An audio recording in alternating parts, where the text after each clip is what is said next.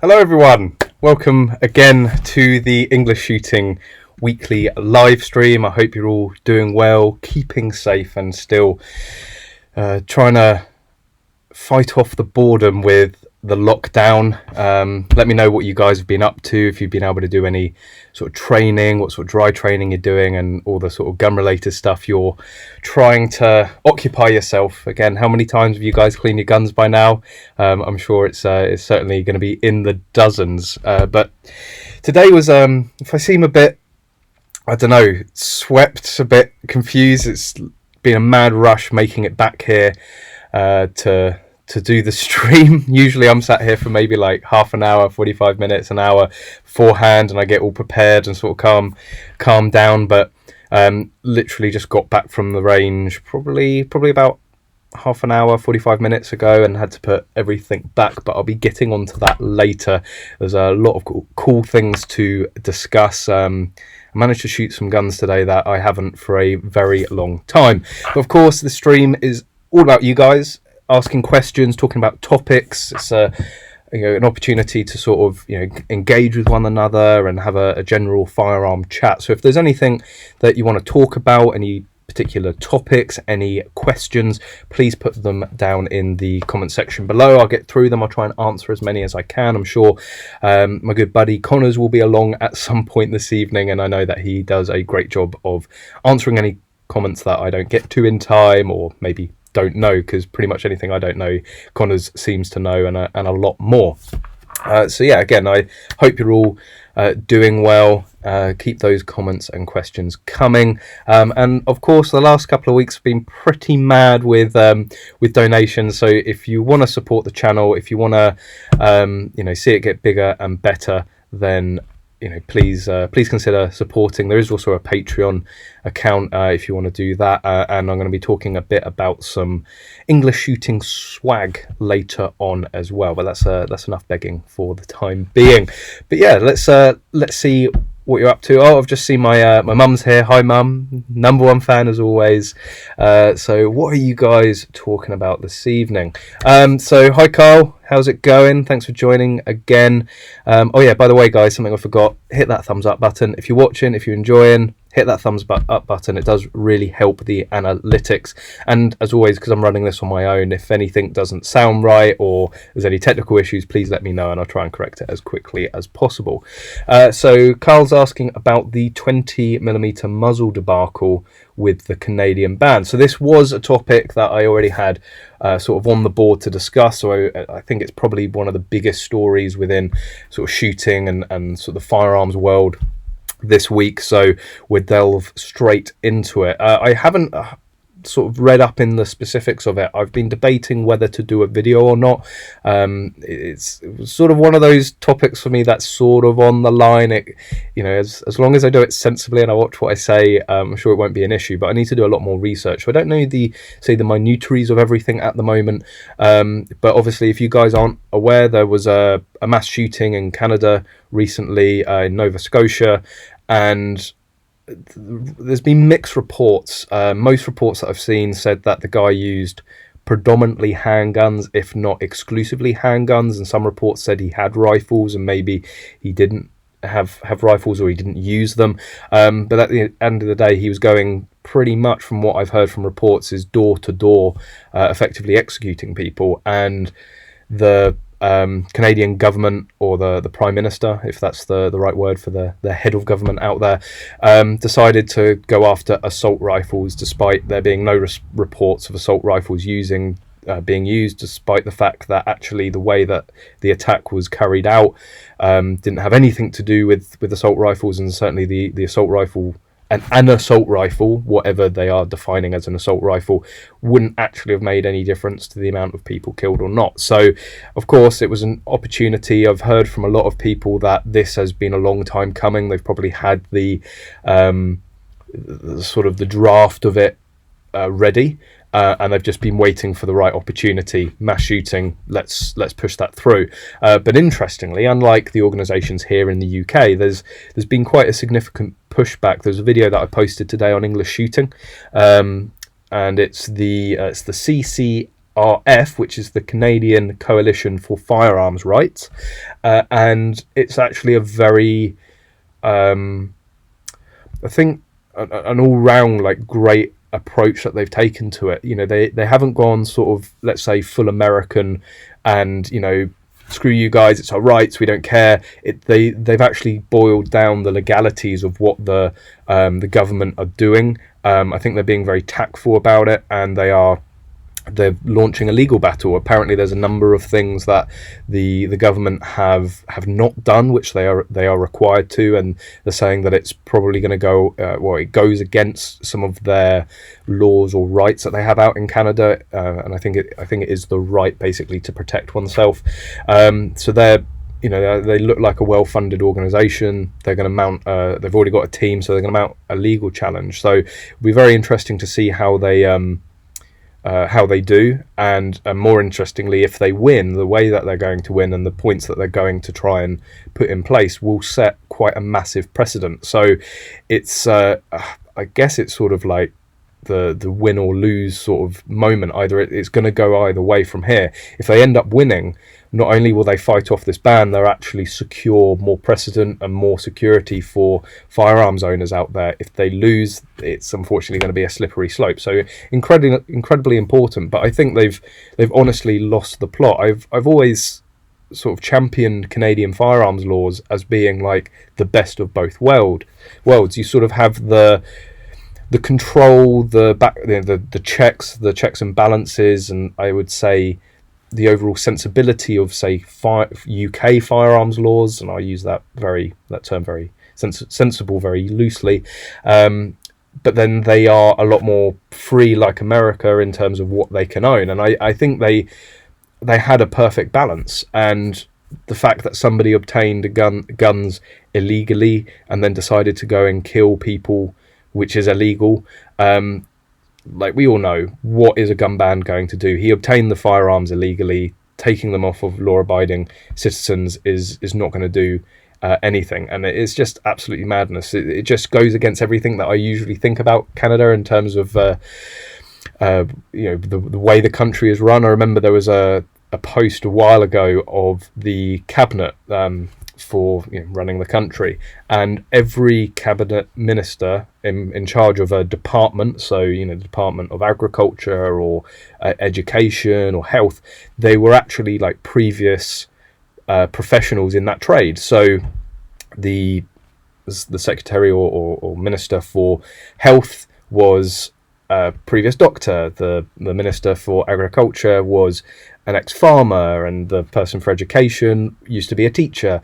And I just think, well, maybe using that logic and sort of sensible approach, maybe they should get people that actually know what they're talking about when it comes to firearms to make the firearms laws. It seems to be the only sort of area of the country which is not run by somebody that actually has a lot of experience and a lot of knowledge. But, you know, it's shooting, isn't it? Like, firearms laws and gun control don't usually follow a logical train of thought. It's more done on knee-jerk reactions, and well, it's to make people feel safer, whether or not they actually do anything. But anyway, let's get on to a more positive thing, shall we? Let's see what you guys are saying. Again, please keep the questions and comments coming in. I can see loads of new people joining in, so welcome to the stream. If you're new to the stream, it's the first time watching, we do this every single week. Any questions or comments or questions or topics you want to discuss, we'll get into it and have a general chat. And if you guys want to share this, if you want to post it on your Facebook or post it anywhere, invite some friends, send it in a group message, anyone you know that would be interested in joining in a chat. It's certainly something to pass your Thursday lockdown evening. Although saying that, I could probably imagine a lot better things to listen to than me jabbering on. I saw someone talking about the Mantis. Now, this is something that I'm quite interested in. I've not got hands-on it. I don't really know a lot about it. I know that there's a lot of top shooters championing it for training, and obviously at the moment with the lockdown, we're very limited in what we can do. So, you know, any high-tech gadgets that want to aid us in training, I'm all for, of course. I've been talking about point blank ranges to the simulator. There's a video coming out of that very, very soon, so that's something that I would suggest in terms of training at home, getting a laser simulator. But the Mantis does look really good. Your specific question though, Mac, was you just bought the Mantis X3, should you have gone for the X10? I mean, 10 is better than 3, it's bigger, so I guess so. I don't know. Fortunately, I don't know enough about the system to really comment on which one you should have gone for. You know, if you're enjoying the X3, then that's really all that matters, really. So I'll look more into that. If anybody knows any stockists or Mantis themselves, then I'll you know, if you want to drop them a message and say send me one to review, or maybe I'll just stop being lazy and get in contact with them myself. Yeah, it'd be great to get one of those systems in, do a review. Again, so many people are talking about them, and I've seen loads of posts on Facebook. Yeah, Stephen Wolf talking about Canada effectively just banned all shotguns. It's, you know, it's for something that I'm pretty sure they had waiting to go.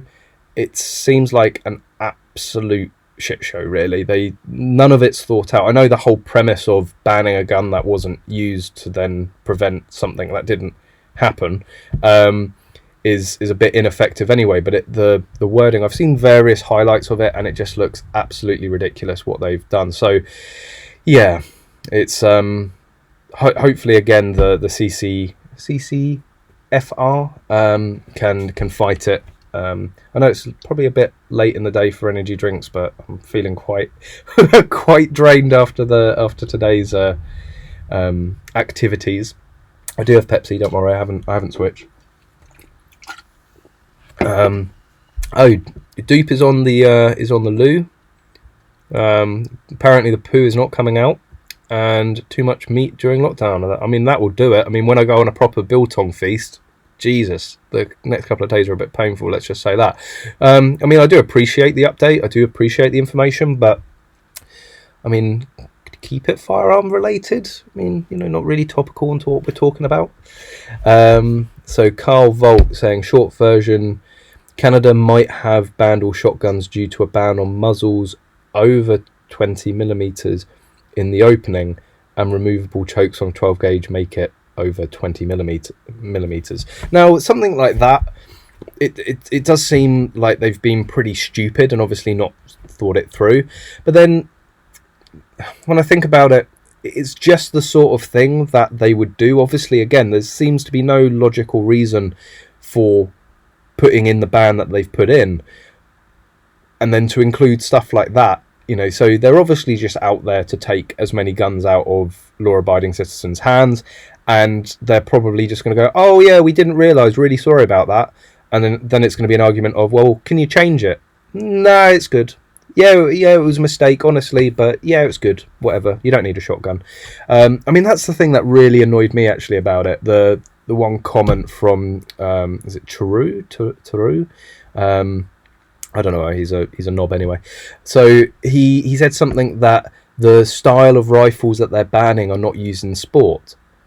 I've got a few really good videos we could show him if anyone has his direct email to sort of counter that. I mean, it's not just even practical shooting and IPSC. I mean, in the UK we have CSR. People use AR-15s for that, albeit straight pull. There are loads of target shooting competitions, practical shooting competitions, even like some gallery shooting competitions that would lend to the AR platform. So again, they're just talking out their arse. They're either deliberately being naive. They're trying to deliberately play the naivety card with it, or they are just complete idiots. You know, it's like, what, like, I don't know which one is worse. Maybe, you know, having a group of people that are so incompetent to make decent firearms laws based on actual events, or people that are actively going out trying to mislead the public so that they can pass through their own made up laws. Again, I think it's just absolutely disgusting. It's much worse, I think, for the Canadians than the Mars or the lever release ban over here was for us. I know, you know, saying, oh, you know, it's only a few people that had them, therefore it's not that bad. Any ban that's not justified in my mind is bad, but they're losing a hell of a lot more. But it's the same, it's got the same sort of air to it, really, the same sort of feel to it as the lever release and Mars ban here. Never used in crime, you know, all kept, you know, really well and secure under the, obviously, the obligations that we have here in the UK to store firearms, and they're very specialist and hard to get hold of. So is a criminal going to want to break into a firearms owner's house and get through their security and get into their safe to steal a gun that is like a limped semi-auto, or are they just going to go and log on to the dark web and order an Uzi to their door? You know, so it's not going to achieve anything, it's not going to stop anything, again, just like the Canadian and lever release. But yeah, sorry, well, I was trying to move on, but you guys obviously you like that topic. It is quite a big one for this week. Oi, Stephen, stop making eyes at my mum. She's taken, all right. Like, I'm watching you. But let's see what you guys are talking about. I saw someone asking about SXP. Talking SX3 for practical, my favourite, reliable, never jam. Was that someone asking about practical shotguns? Maybe I missed that. So yeah, so Stephen's saying in terms of lockdown, you know, lockdown activities that you can do, he's saying that he's shooting once a week in the garden with an air rifle, an air pistol, and then again usually do that anyway. So you are quite limited, obviously, depending on the size of your garden and where your neighbours are and what guns you can use. But I'd highly recommend picking up an air pistol or an air gun. The worst case is that they lift lockdown next week and you've got an air gun. You know, so if you're really missing that sort of itch, you can still go through a lot of motions with an air rifle or a BB gun that you can with a live fire gun. So, you know, keep your training up, keep your muscle memory up, and keep yourself entertained. There's really nothing worse than being bored, and especially after the, what is it now, 6-7 weeks that we've been on lockdown here in the UK. And of course, that's just reminded me, I do have an alarm set, but at 8 o'clock we will take a moment to clap and support our NHS, because obviously they're doing an amazing job at the moment. I certainly would not want to be working in a hospital with everything going on. I'm sure they don't, but you know, it's their job, and they're doing it very well. This is Sam Vella. Why with Lee Enfield 410s is it blocked of the magazine where it holds 3 cartridges? If it wasn't blocked, it is block of the magazine. So I think you're trying to ask why the magazine is maybe pinned or it's restricted, and that's going to be down to licensing. So for any of you that don't know, it's fairly common. A lot of people will convert sort of battered up old you know, smooth bore Lee Enfields where they've been shot so much from the 303 British into a 410 shotgun. Yeah, fairly popular to do, and then of course they can be owned on a shotgun certificate. But the only way that they can be owned on the shotgun certificate is that, first of all, they can't have a detachable magazine. If you have any detachable magazine on a Section 1 shotgun, it makes it Section 2 shotgun, it makes it Section 1. And of course you can only have 2 in the magazine, so 1 in the chamber, 2 in the magazine, making a 2+1 shotgun. So if you're talking about why the magazine's been modified, that's going to be why. So if you're going to want it on a Section 2 shotgun certificate, you're going to need to pin the mag there and only make sure that it can take 2 rounds. Of course, if you maybe the length, maybe that's why it can't be made into Section 1. I'm thinking there's no reason that you couldn't make it Section 1 and then still have the detachable magazines and have larger capacity magazines with it. But you need I think it's 24 inches for minimum barrel length, and an overall length of, I think it's 32. I'm really hot on the LBP because I talk about that all the time. The shotguns I do tend to forget and have to look up, but I think it's around, or maybe it's 48 inches overall. Anyway, I don't think an Enfield would actually conform to the minimum lengths of a Section 1 shotgun. So that's probably why they've butchered the magazine on it. And a lot of people sort of grimace when you say about converting a Lee Enfield to a 410. As I said, there's a lot of cases where the gun is effectively scrap. It's lost its rifling, it's been shot so many times, and it's effectively going to be junk. Finding Lee Enfield barrels is not an easy task. So rather than sinking significant money into replacing the either you have the choice of sinking significant money into the gun to get a new barrel on it, or convert it to a 410, or deactivate it and keep it as a wall hanger. I think converting it to a 410 is probably the best option for most people. It's still a Lee Enfield. You can still go and shoot. You can go and do clays with it. Maybe that's a video. Let me know if anyone has a Lee Enfield 410 and they want to send it down and see us go do a round of clays with it. That would be absolutely awesome. I won't hold out for hitting too much. So Mamidix. Anyway, that's how I'm going to pronounce your username. Our ranges are open. The would be illegal to enforce them to close and all. So I'm glad I'm not in the UK. I'm guessing you're from America then.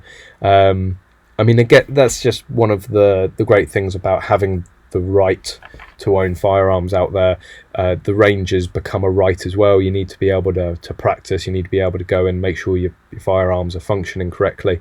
So yeah, very lucky. Maybe you're not in the US. Maybe you're somewhere else lucky that has all their ranges open. I really do feel that we are coming to an end with all of this now. I know Basque and the NRA have been petitioning the government and various committees to say, like, look, when you open up, if you're going to start opening up golf courses, open up ranges as well, please. So I really don't think it's going to be that much longer, and then we'll be able to go and enjoy all of this amazing weather that we're having. I know what's going to happen. Lockdown's going to lift. It's going to piss it down for months. Like, this is it. This is the summer. As soon as lockdown is lifted, we're going to be well into autumn. I think autumn's been getting a lot earlier in the last recent years. I mean, usually August is without a doubt a good month, but I think the last few years it's definitely started to get a little bit more wet and cold in August than when I remember when I was a kid. And if you hear some clanging about in the background, Nala's just slowly making her way over here. I guess she realizes that we're live. For those of you that don't know Nala, come on. She is the office cat. She keeps us. Come up. Usually you don't need any invitation. Come on. Yeah, she's our office cat. She keeps us company. She also is a very, very good mouse catcher. Come on. There we go. Here she is. So this is Nala. There is Pixie as well, but she's a little bit more camera shy. And you're going to sit on the laptop. You're going to just chill there. So she's much better to look at, isn't she? There she goes. Beautiful, beautiful cat. Although she can be quite inconvenient sometimes, but I'll let her do her own thing. Let me know, are you a dog person or a cat person? So I've got two dogs at home, two small yappy type dogs, Yorkshire Terrier and a Jack Russell crossed with, we think he's got like a little bit of Dachshund. He's like 80% Jack Russell, 20% Dachshund. So he's really, really funny when he runs.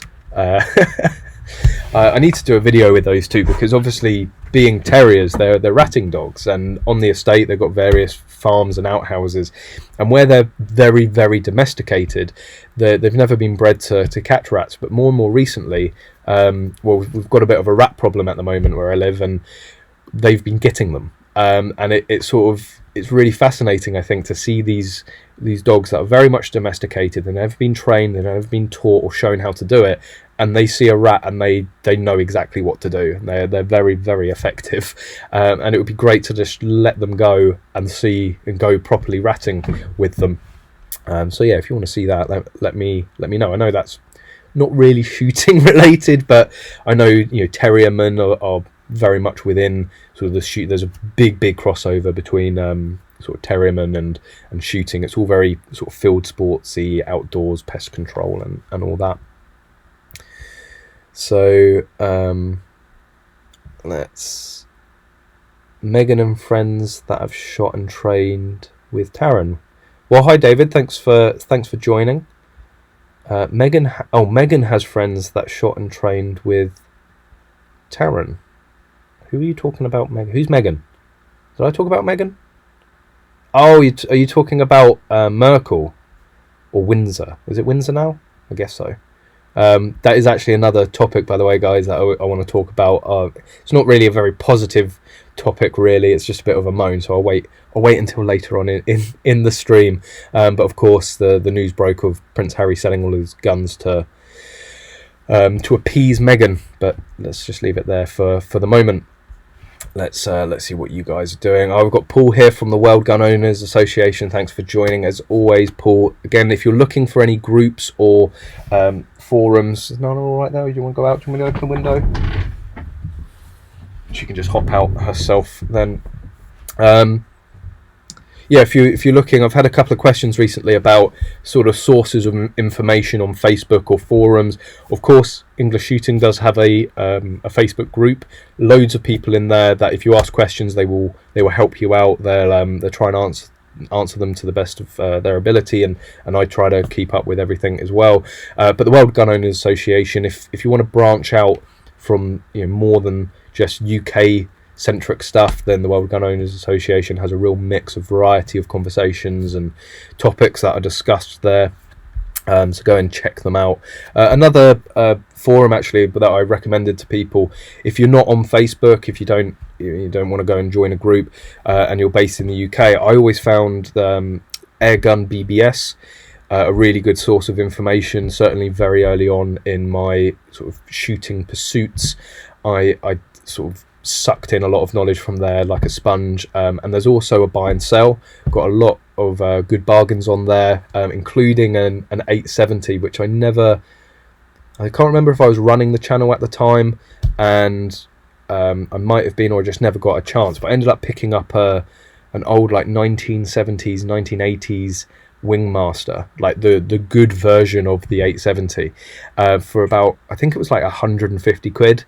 The guy posted on Airgun BBS, I need this gun gone tonight, because he needed space to be able to go and buy another gun the next day that had come in. And I literally hopped in the car. I mean, 150 quid for like a pretty mint 870. Like, you're not going to get anywhere near that now. Ended up selling that to a friend for, I think, 200, 250, and he ended up selling it for like 300, 350. And I think now if you want to get one, like an original, an OG Wingmaster, I think they're like north of £500 now. If they're not, I'd be very interested. So Paul, I was giving you a big plug there, but never actually read your comment. So try to donate some biltong and ice cream today when I was 10 miles down the road. Alex said you were all too busy. Oh, that's a shame. I mean, you can always post the biltong. Yeah, we've sort of had a very busy day today, going down the range. So I don't know, as those of you that tune in regularly and joined in last week, I said I was sort of teasing you all with some big news, and it's sort of very, very big news for myself. You're probably going to all be like, oh, okay, whatever. But last week couldn't really talk about it, but this week I've been given permission to be able to talk as much as I want, and I'll stop dragging it out. So of course, if you've been following the channel for a while, you will have known that about over 4 years ago now, I lost my licenses due to a number of reasons, and I will clarify that at some point and go into further depth than I already have on all that. And after various agreements and discussions with Hampshire Firearms licensing, I'll shut the door because the road noise can get a bit annoying. So yeah, Hampshire Firearms Licensing and I basically agreed that I would reapply on the 1st of May this year. So of course I've been looking at the calendar, checking it down, and because of COVID-19 I can't reapply. However, because I do work in a gun shop, and because I've known Alex now for like over 2 years and spend a lot of my time, I probably spend more time around, say, Connors and Alex than I do my own family and girlfriend and other friends. But of course, the plan was always for me to get more involved with Blue Field Sports, being based literally across the car park here. So because of this agreement with Hampshire Firearms, and we've checked this with a number of legal experts within firearms and general firearms law experts, and they saw no reason that Alex couldn't make me a servant of the RFD. So if you guys don't know how that all works, basically an RFD, there's a director of a company applies for the RFD, they get given the RFD certificates, and any director on there is automatically named on the RFD. But an RFD can make people a servant, and the servancy basically gives pretty much the same powers and sort of ability as an RFD. The only caveat is that because you're a servant, you are sort of beholden to the named RFD holder. So it's sort of down to the RFD holder to stipulate what conditions you have and you don't have.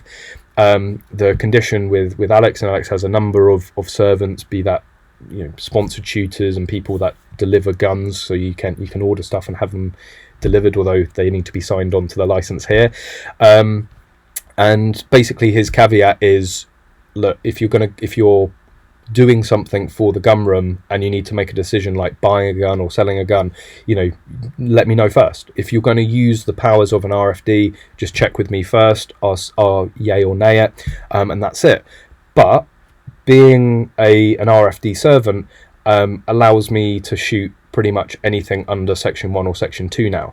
So any gun within the gun room, I can finally, after 4 years, well, after 2 years of knowing Alex, but after 4 years, after losing licenses, I can now properly get hands-on again with guns. So you're going to see a lot more videos with guns. I did say when I restarted the channel up that you would see more guns, and I think you have overall, but because I've always had to be supervised and not having licenses, it severely limits what you can and can't shoot and how you can do it, and it's just always been a very big problem for us, and it also takes somebody else's time up because they got to come with me.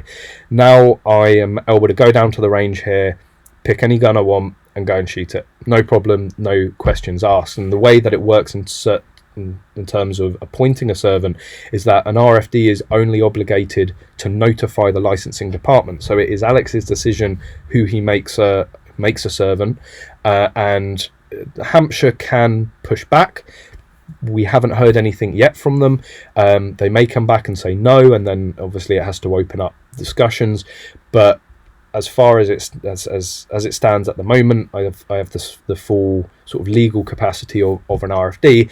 So needless to say, I've been making up for lost time. There's been loads of guns that I've been needing to do reviews of. I've wanted to do reviews of and get it out, not just for English Shooting, but for Gunroom TV as well.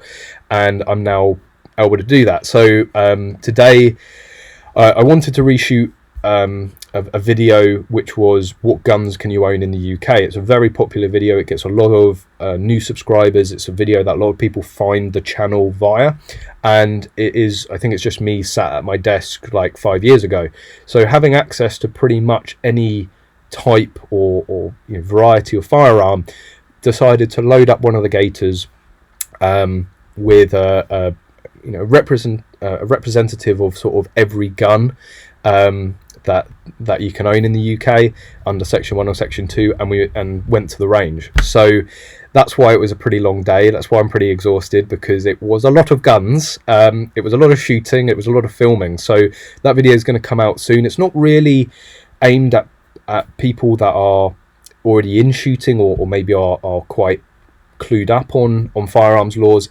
It's for people that are literally going to be searching, are guns legal in the UK?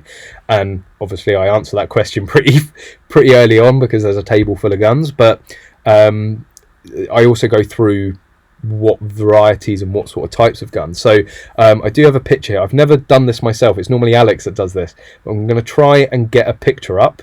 I really apologize if anything goes wrong, but let's see if I can do this. Is that, I'm still there? It looks like audio still here. So this was the table today. and it sort of starts with section 2 and then works its way up. Now, a caveat is that I didn't shoot all of these guns, and despite saying every single time on live stream that we're going to shoot the 338, Alex wants to be the first one to shoot that gun, and he wasn't able to come down the range. So this is why we were busy, Paul. I know it's a hard life, but someone has to do it. And for those of you that are interested, I'll quickly go through the guns that we had on here. So there was an original Gunmark side by side. So Gunmark is actually GMK now, but was known as Gunmark, and they made their own guns. They of course started importing Beretta, Benelli, Stoeger, Tikka, Seiko. So the gun next to it is a Beretta, which would have been obviously from GMK. It's a EELL Deluxe in 20 gauge.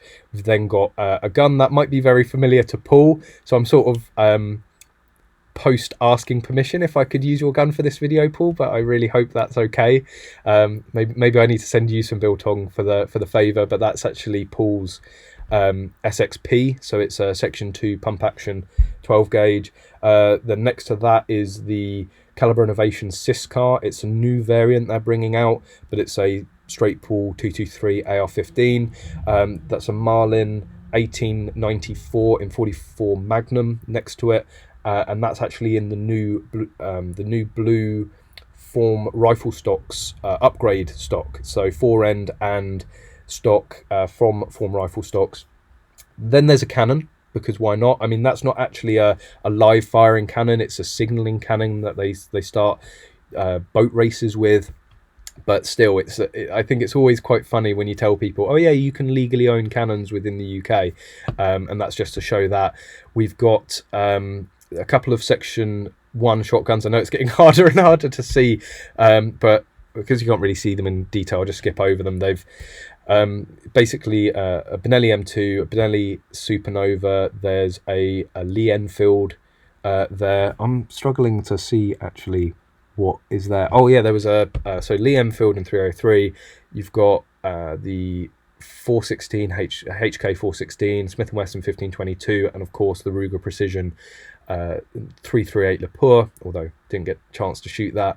And then a selection of handguns. I know again you can't really see it, but there was I'll switch back to me now. Am I back? Is that all working?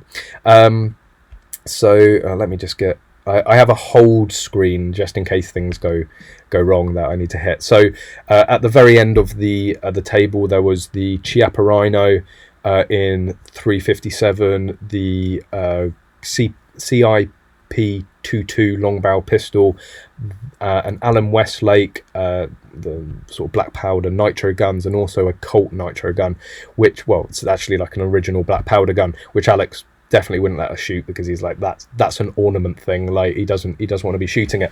So yes, I had a pretty good day filming. There were various other videos that were needed to be filmed with those guns, and I took the opportunity, having them all down the range there, to make a video. So yeah, I'm sure you guys might have seen from the Facebook page that I did also get to shoot the PPQ recently. There's a full review of that coming out, range review of that coming out. So I think that's probably, I know all of you guys are going to disagree when there's a 338 and an Enfields and all much nicer guns and not butchered guns, but the PPQ long barrel pistol is perhaps the gun that I was waiting to shoot the most, having shot a lot of the 9mm versions internationally for various competitions. I'm very familiar with it, and of course, until being made a servant, I wasn't able to shoot it legally in the UK. Well, there's some debate about that, because some people say that they are classified as a rifle, classified as a carbine, so therefore they do technically come under mini rifle exemption. But you know, you're gonna have to have some good support to sort of push that one through, and you know, when you go into a courtroom, it can go either way. But yeah, so it ticked off the PPQ, got to shoot the Chiappa Rhino as well. That's a gun I've wanted to shoot, of course, being a long barrel revolver. I haven't, but we did also, this wasn't on the table, but because I wanted to put the Chiappa on it instead. But another quick pick coming in, seeing as that one works so well. I got to shoot this today as well, and to me, I've never been 100% whether these actually existed. I've heard various rumors, various people saying that they did, but this is as genuine as you can in the UK, a genuine Smith & Wesson revolver. It has Smith & Wesson on the side of it. It's just obviously been built as a long-barreled revolver. So it was a big treat to first find out that yes, they do actually exist, and secondly that they that there was one available and I could shoot it, and it's absolutely awesome. Like, everything about it, you expect it to be good, and it certainly doesn't disappoint. The only issue with them is if you want to buy one new. So I think they are still available. I still think I was told that I'm pretty sure that you can still put an order in for one if you're interested, and they're £3,500. So they're pricey, and for that money you expect it to be absolutely flawless, and it was. We did have a couple of light strikes. We think that was ammunition. We were using Magtech. It's not exactly the best stuff. All of the home load stuff that was used today seemed to run fine, but it's the trigger on that thing, and that hasn't had any sort of modifications from how you can buy it here in the UK, and the trigger was absolutely beautiful. So yeah, as I said, I'm making up for lost time. All these guns that I wanted to shoot for a long time, I'm making up, so you can definitely expect a lot more reviews. It's been so difficult with all of the sort of the hoops and things that we have to jump through to sort of get me shooting prior to this point, and now I can literally grab a gun, jump in a gator, head down the range on my own, no one else about. I can spend as long as I want down there, not having to worry about holding anybody else's time up. So you can expect a lot more guns to come. And also, being a servant, Alex is going to get me to good work in the gun room. So if you want to come down to Bluefield Sports and buy a gun here, and for some crazy reason you want me to sign it on to your license, I now can. So it's very, obviously been waiting 4 years to sort of get back on the horse, as to say. Unfortunately, we have to look into the legalities of using servancy for competition. We're not 100% sure if that's possible, so that might be the only caveat, that I can't actually go and compete, because it has to be obviously for RFD purposes. But being able to go to a range on my own and shoot and transport guns, and I can arrange guns now. I can buy guns in for review. I can arrange guns in for sampling. So anything you want us to get in, I can now get it. I can shoot it. No worries. But anyway, as you could probably tell, I'm quite happy. I'm sure it's boring as hell for you guys listening, but it's it's been a very, very long time, and yeah, I'm very, very, very happy. The next step obviously is to reapply for the FAC and SGC as soon as the online portal opens up on Hampshire Firearms. Then I will be applying straight away, probably be like one of the first applications in. I would have it already, and of course I've been doing this sort of series of getting your FAC. I would say the next step I was going to do was like filling out the firearm certificate, but I can't actually get to download it. So the last time I did one, it was quite a long time ago, and I don't want to assume that nothing has changed on the form. So we'll see how that goes, but I'll document the whole process and show you it. If you guys want to learn more about actually the processes of an RFD and how it works and everything, let me know, because Alex, there's a lot to sort of show me and teach me, and I might as well sort of say film it at the same time and show you the processes of selling a gun here as a gun shop. All that I'm now completely, well, I guess I could have shown you that with Alex and Connors, but I can show you myself. Anyway, keep the questions and comments coming in. I just obviously wanted to get that one out there, and also to clarify, anyone that might have been a bit confused of me shooting a long barrel pistol, that's why. So if you see videos coming out of me shooting guns that ordinarily I wouldn't have been able to, then you know why now. So it's all above board, all legal, so nothing to worry about.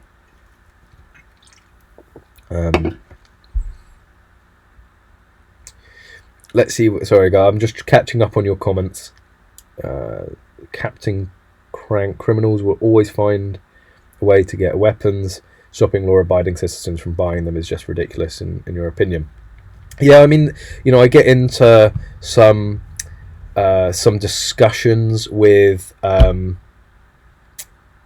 people about, you know, US firearms laws and all that. Again, I don't mind some checks and balances. I don't mind the licensing process, as long as it's fair, as long as it doesn't take 12 months to go through it, you know, as long as it's a good service. But yeah, just taking them away and not being just banning guns. Oh, this was an interesting statistic. I don't know if I said it last week. Probably do. I do always have a habit of repeating myself. But since 1927, every law that has been passed in the UK further restricting firearms for sporting purposes has led to a noticeable increase in crime afterwards. So every time they restrict, every time they bring a new bit of legislation in to make us safer, more crime ends up occurring. So that is just the number one statistic that you need to know for saying that banning a particular type of gun has there's no evidence to suggest banning a particular type of gun has any effect on crime. Because as you say, like, guns are already illegal for criminals. They don't care if it's this or that or the other. It's still illegal. You can't make something doubly illegal. So, well, I suppose you can, but it doesn't really just brings more charges on the roster when you get put into court. But it doesn't matter in the UK if you're caught with one gun, whether that would be legal to possess on an FAC or an SGC, or whether they catch you with 10 guns that aren't. You're still going to go to prison, and you're still going to go to prison for a very long time. What's that, Kiddle? I had the best few days shooting ever. Full airsoft action, so real. Crap, just been hacked. Yeah, let's just say that David is not the biggest fan of airsoft and action air. Carl Volt just signed up for your first level 2 in months. Finally gonna shoot some handgun May 16th. Lucky you. Hopefully, maybe by 16th. How many days away? Well, it's about a week away. Hopefully by that point we might be allowed, you know, back on the range. And I know I'd say, you know, I've just been on the range today. It's essential for our work, for Gunroom TV and English Shooting. If I can't make videos, if we can't go and film, then we have nothing to put out. And again, we have various obligations with companies to make videos, so we need to do it. So it is essential for my work to go out to the range. I know, right? You know, poor old me. But when I say allow back to the range, I mean, you know, for just general recreation. I know shooting a gun, it's hard to say that, you know, you can never have a bad day down the range. That's sort of why I made it my job. You know, like, I was in a fortunate position to be able to do that. So, you know, it never feels like work, but it is. You know, there's stuff to do, videos to make, and get out. I've just caught obviously me talking about being made a servant, so I really appreciate it. All the congratulations. Yeah, it's like genuinely felt a little bit anticlimactic, if I'm going to be anticlimactic, whatever. It's been a long day, all right. It just, yeah, you sort of feel like the moment that email was sent to notify Firearms that, you know, balloons are going to appear and confetti, and it was like, so I guess I can go shoot some stuff now.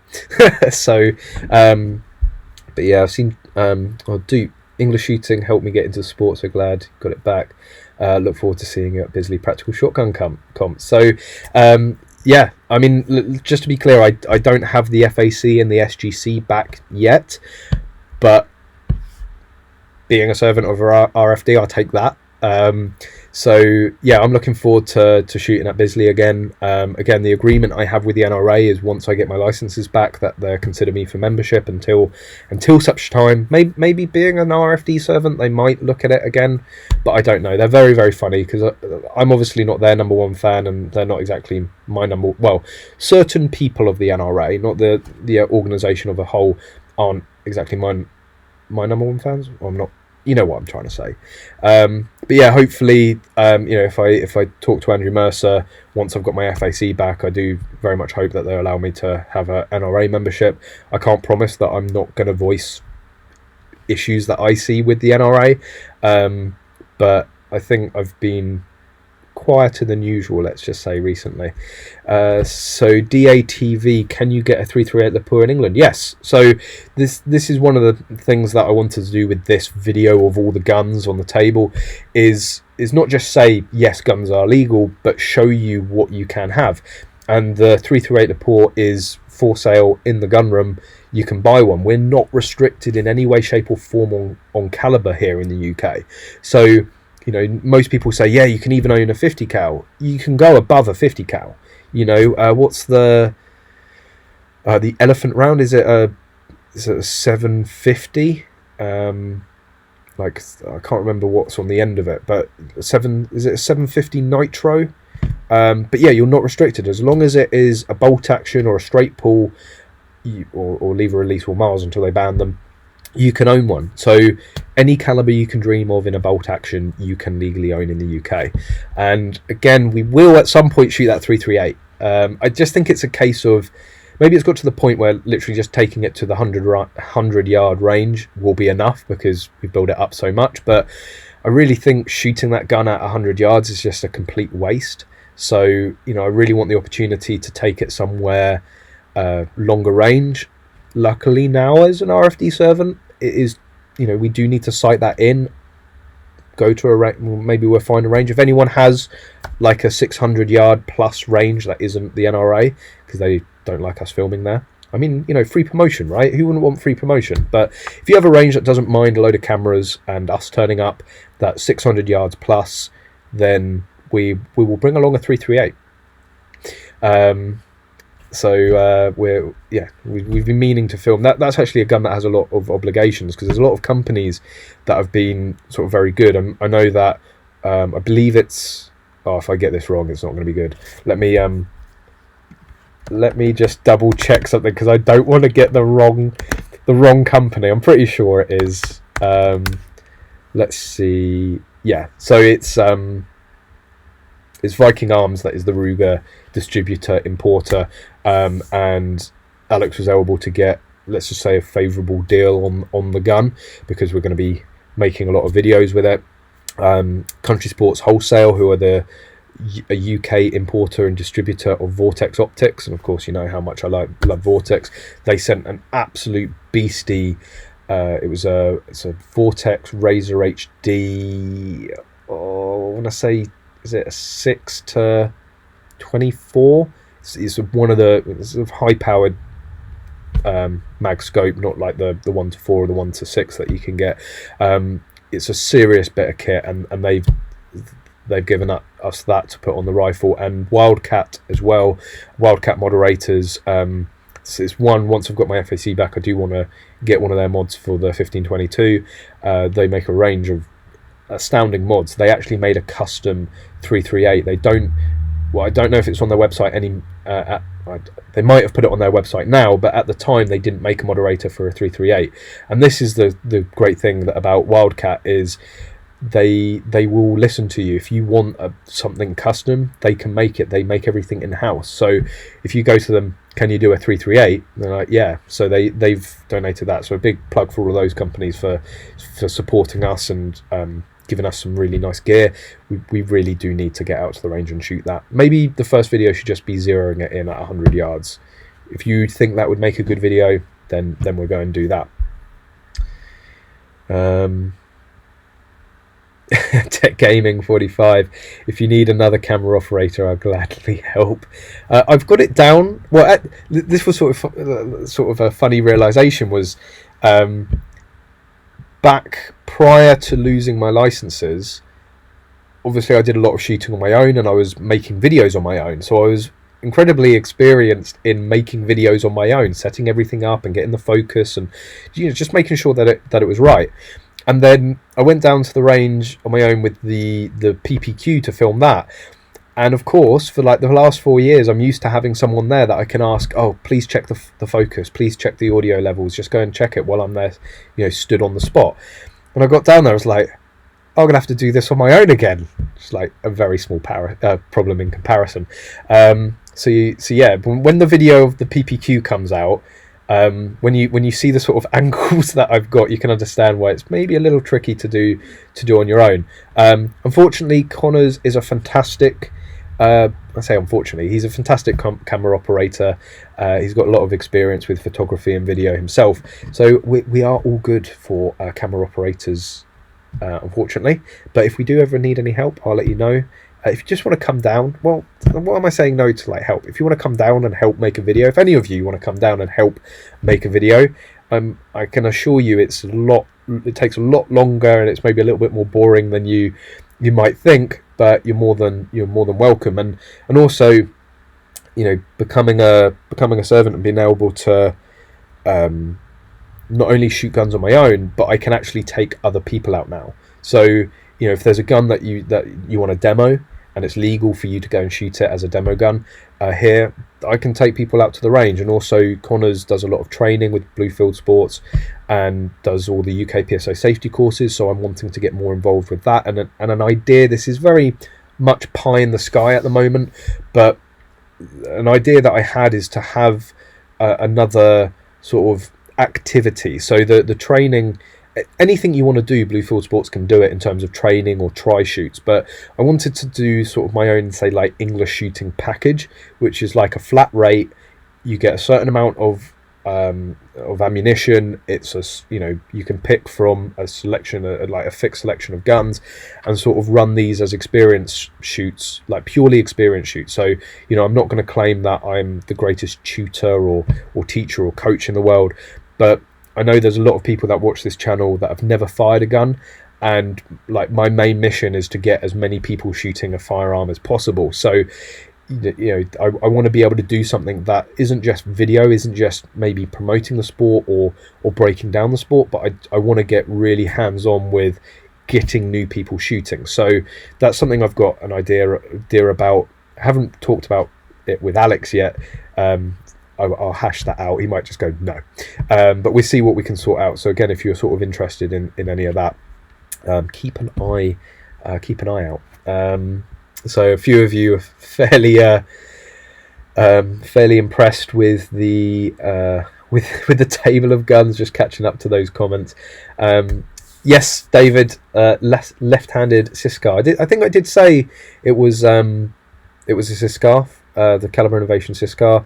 It is left-handed, which I know the CSR shooters out there are going to disagree. I don't know why you wouldn't have it on the left hand. That's to remind me that in 3 minutes time it's the NHS clap, which I try not to forget. But yeah, to me it just makes far more sense. Like, I know you're taking your hand off of the fore end, and you're going to be, I suppose if it's right-handed, you can keep the gun on target. You take your hand off and you pull back. But I guess I'm thinking about it as a practical shooter, where, you know, with CSR, I think you have a little bit more time for shot to shot. With practical shooting, you want to, you know, clear the targets as quickly as possible. So for me, it's maybe less accurate. But if you're shooting at, you know, practical distances, which can be, you know, anywhere from, say, 5 meters to, well, like a few hundred yards with IPSC rifle, I think I'd prefer it on the side. I think it would be quicker. But yeah, that is the Siskar. It's one of the guns I will go and do a full video on. Need to sort of get to grips with it first and see how it goes. Stephen Wolf, yes, you're back. I never left. Well, I did, I guess, for like a year, but yeah, it's I'm back, bitches. It's again, you know, I'm very much you know, I very much have to, you know, listen to Alex and what he says and what he wants to do. So it's not like I have absolute free reign. However, when Hampshire does open up, there's nothing stopping me from applying for an RFD for English shooting. There's a number of people that I know, mainly Neil from Rack and Load. He has his RFD purely for media creation, and for you know, his magazines. He writes articles for Shooting Sports magazine.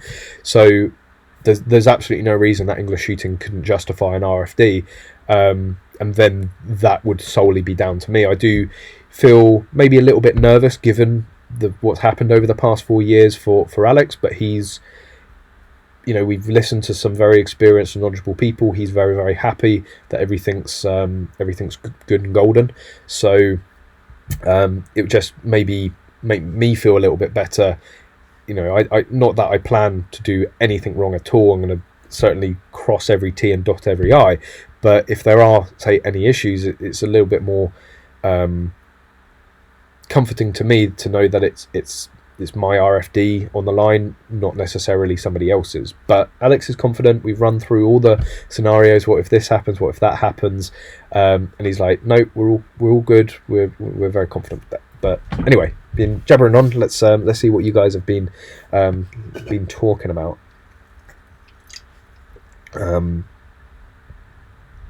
Wait, you can own a Canon but not an air gun without a license in Scotland. Yep, that's British firearms laws for you. Yeah, I mean, to be honest, I don't think the reason I think they allow cannons is, first of all, you're never going to see one used in crime. I mean, it would be hilarious. Obviously, I would never condone criminal activity. I mean, it would be hilarious if someone like tried sticking up a bank with a cannon. That sentence just sounds so British. Yeah, he robbed me with a cannon. I mean, those small signaling cannons are quite heavy. I mean, you got to get a good grip on it, and like you would be absolutely knackered out carrying that, say, down 100 yards or running away with it. Like, and the bigger the cannon gets, obviously, the less you're likely to be able to pick it up. So I think that's why they're so chilled in the UK about cannons. It's like they're never going to be used in crime. They're very hard to steal, and it's one of those things. I mean, technically, if it's long enough, you can get cannons on a Section 2 as a shotgun because it's a smooth bore gun. I can't remember what the maximum, I think there's a maximum gauge or a maximum caliber of a Section 2 shotgun or even a Section 1 shotgun, but as long as it's the bore is small enough and the gun is long enough, it would be able to go onto a shotgun certificate. Of course, that's quite a big cannon you're talking about. The smaller ones, they are Section 1 because of the length. They're a single shot shotgun effectively, so they're effectively like a Section 1 shotgun, but because they're single shot, they don't have a detachable magazine, they can go down to the 12-inch barrel and overall 24-inch length. So I think there are some other like little caveats in there. To be fair, I'm not so clued up on Canon law. That's got to be a video, hasn't it? Owning a Canon in the UK. I think actually though I've made a video on it before. I've just forgotten everything I've researched for that. Anyway, but there's a guy, Richie Bevan, who he's a disabled Paralympic hopeful. There's a really nice video with him over on Gunroom TV if you want to learn more about the Paralympics, about disabled shooting, or even just 10-meter air rifle. And he's really big into his cannons. He regularly shoots his cannons, and he's been saying for ages he's going to come down. Obviously, with lockdown, he can't at the moment, but he's been saying for a while he's going to come down to the range with his cannon, and I'm really looking forward to it. His does actually fire a cannonball, and it blows massive. The photos of it are absolutely insane. It blows massive fire rings, or like, you know, smoke fire rings. And the only gun that I've seen come close to that is actually either the Desert Eagle or the Smith & Wesson 500. But this thing, he said, it just throws them out every single time. So yeah, maybe expect some more cannons on the channel. Let's see how that goes. So we've got Nils. What are you saying, Nils? Oh, your comment has shot off to oblivion. That's very, very helpful. There it is. Found it again. It's strange how in the UK you have so many rules about who can shoot what. In Sweden you can shoot anything as long as the owner is present, basically. I know, it's Well, the thing is, the way that it's sort of been written, the law, they haven't like actively gone out to make it difficult to shoot. That's probably not a correct statement. They haven't purposely excluded guns in being able to be shared. It's actually something that was a bit of an oversight, because long barrel pistols, there's actually no legal definition for them. So when you look at the club exemption, so the club exemption, as long as you're a member of a club and it's a club shoot day, you can shoot any gun of a club member. And the reason that a long barrel pistol or long barreled revolver or a Section 1 shotgun doesn't come into that is because they weren't, I mean, I think Section 1 shotguns are specifically prohibited, actually, but long barrel pistols, there's just no definition for them. So when it says like any rifle, because I think it specifically says in the firearms law, any rifle can be shared. So all it needs is for them to say rifle or long barrel pistol. It's only because that club exemption doesn't actually specifically name long barreled pistols, because there's no legal definition of them. That's why they are technically considered rifles. So it's a bit of an odd one. I don't, apart from Section 1 shotguns, which I'm pretty sure is in black and white prohibited to, you know, they've written it in there. There's nothing really else that you can't shoot under a club. I mean, even the black powders, even the Allen Westlakes, the 357 black powder or nitro powder guns, they can be shared down a club, no problem.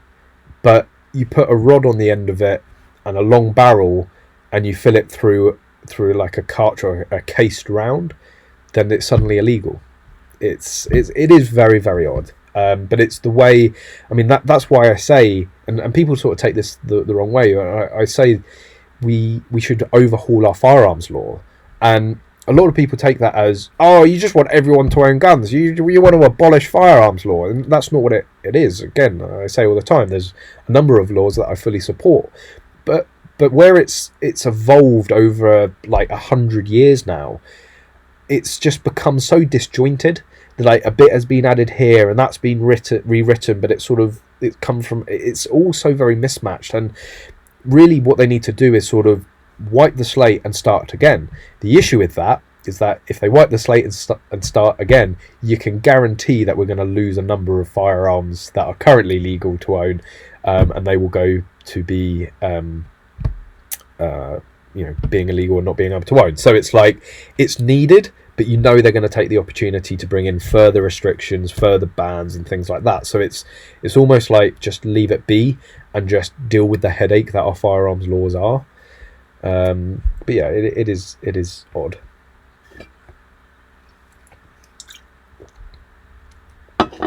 Bradley John Hunt, great. Now my girlfriend keeps going PPQ like pew pew pew. We actually refer to the PPQ as the pew pew quickly. It's just a bit of random information. I didn't actually include that in the review when I did it. By the way, guys, like, I'm sort of going to give away the whole review here. If you've shot a 9mm PPQ and you're thinking about the long barrel pistol and whether it's the same, it's the same. Like, seriously, there were moments, apart from the recoil, obviously, there were moments that I was shooting it where it was like I could be out in Utah right now. The controls, the grip, the sights, exactly the same. And if you put funny enough, I haven't got one, but I've got the packaging for one. If you get a Magload Walther PPQ carbon shroud and you take off the steel shroud and the steel nut, the balance of it is absolutely incredible. And I genuinely didn't notice the long barreled in it. I mean, obviously bringing it up, got a little bit of swing there, and you're going to knock it on things, catch it on things that you're not going to do with a normal 9mm version. But once you've got your grip and you've got your sight picture and you're shooting and you're running and gunning with it, it feels exactly like the 9mm apart from the recoil. So, you know, I'm very excited to be able to shoot the gun because I can train for international competitions now. I can, you know, get my grip down, I can get my sight picture down, I can do a lot of practice that all I have to make sure is that, you know, I am gripping it correctly to deal with the 9mm recoil, and it shouldn't be much of a transition to start, you know, to go out there, pick up a 9mm version and start shooting that out in the States. So I've said for a long time, from what I've seen, that the PPQ is the best long barrel pistol on the market. Of course, that's just my opinion, but everyone that seems to buy one, everyone seems to use one in competition completely agrees. It's reliable. It runs a variety of different ammunition. It's not fussy. It's well balanced gun, and it is very, very well. It's identical in feel and shooting, apart from the recoil, to the 9mm version. So, yeah, highly rate that gun. But if you want to learn more, there's the review coming out very shortly. Just seen Alex Cox is here. Hi, Alex. Thanks for joining. Looking forward to seeing you out on the Action Air circuit and practical shotgun circuit as well, because I know that you're getting more into live fire as well. So it'd be great to see you after the lockdown and see you on the range. Oh, I forgot the clap, didn't I? Set an alarm and everything. Oh god, I give him. It's like this little point, because again I'm in the middle of nowhere, but a quick little belated clap for the NHS. Set an alarm, and then I got into chatting, and I bet you there's loads of don't forget to. Yep. This is the issue. Is remember, guys. Like, first of all, I'm on a delay, and I'm trying to get through your comments. I don't see it, so I apologise to any NHS frontline workers. Any frontline workers, I do really appreciate what you're doing. I've been really good the last 2 weeks. But yeah, I've just seen Nick's comment. Don't forget the clap. Well, I've got it because I'm useless.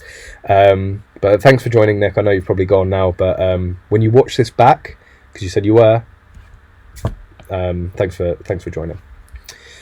So Stephen Wolf, can't you ask to apply early since you can argue that you need it for work? I heard some forces are allowing new applications if those people are using guns for work.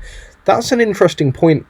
I don't expect Hampshire to do me any favours, if I'm going to be completely honest. I don't think they're likely to do that, and I think their argument is just going to be, well, this is where I do all of the work anyway. Blue Field Sports is here, and if I'm already a servant, then why do I need my FAC? Why do I need an FAC to go and do stuff here? Because the servancy does that fine. So it's a very good point. I mean, if I really wanted to push it, if I was really desperate, of course I'm desperate to get my FAC and SGC back, but sort of being a servant, it doesn't, and especially around lockdown with no matches, I'm not too fussed.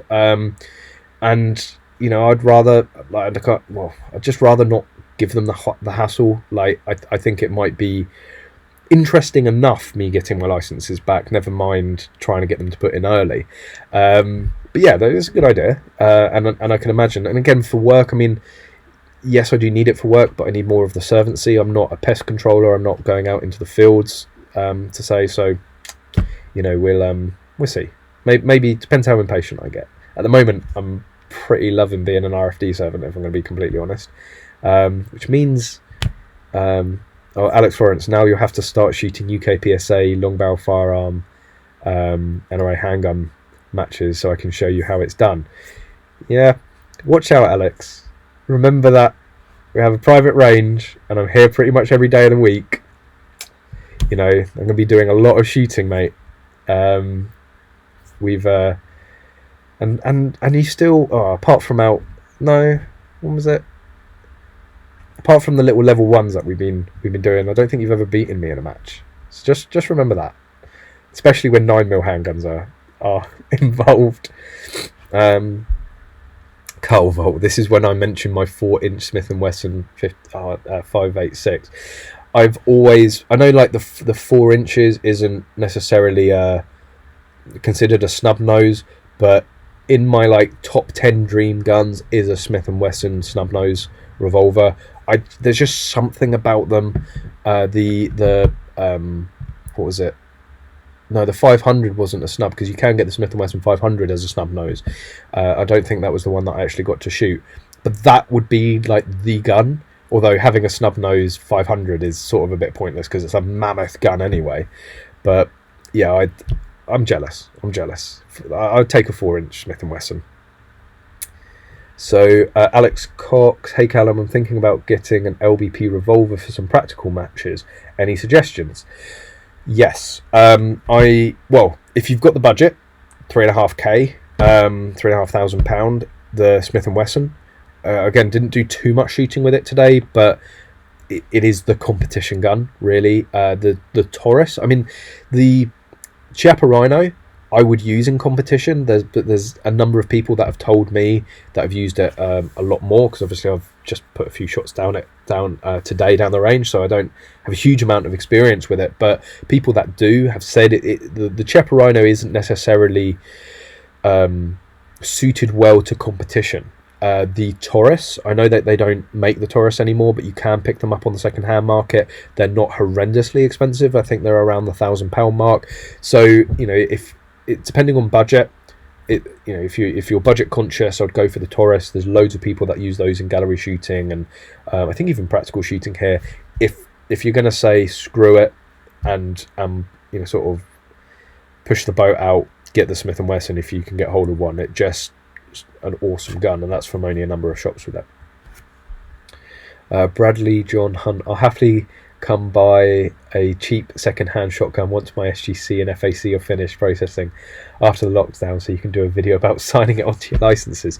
I don't know how many cheap guns Alex has in stock, especially shotguns. He tends to stock more of the premium, because it's on a game estate, so you know, a lot of the customers are looking for, let's say, very decorative guns, but anything you want to, he does stock things like the Winchester. I know Paul got the Winchester SXP from Alex.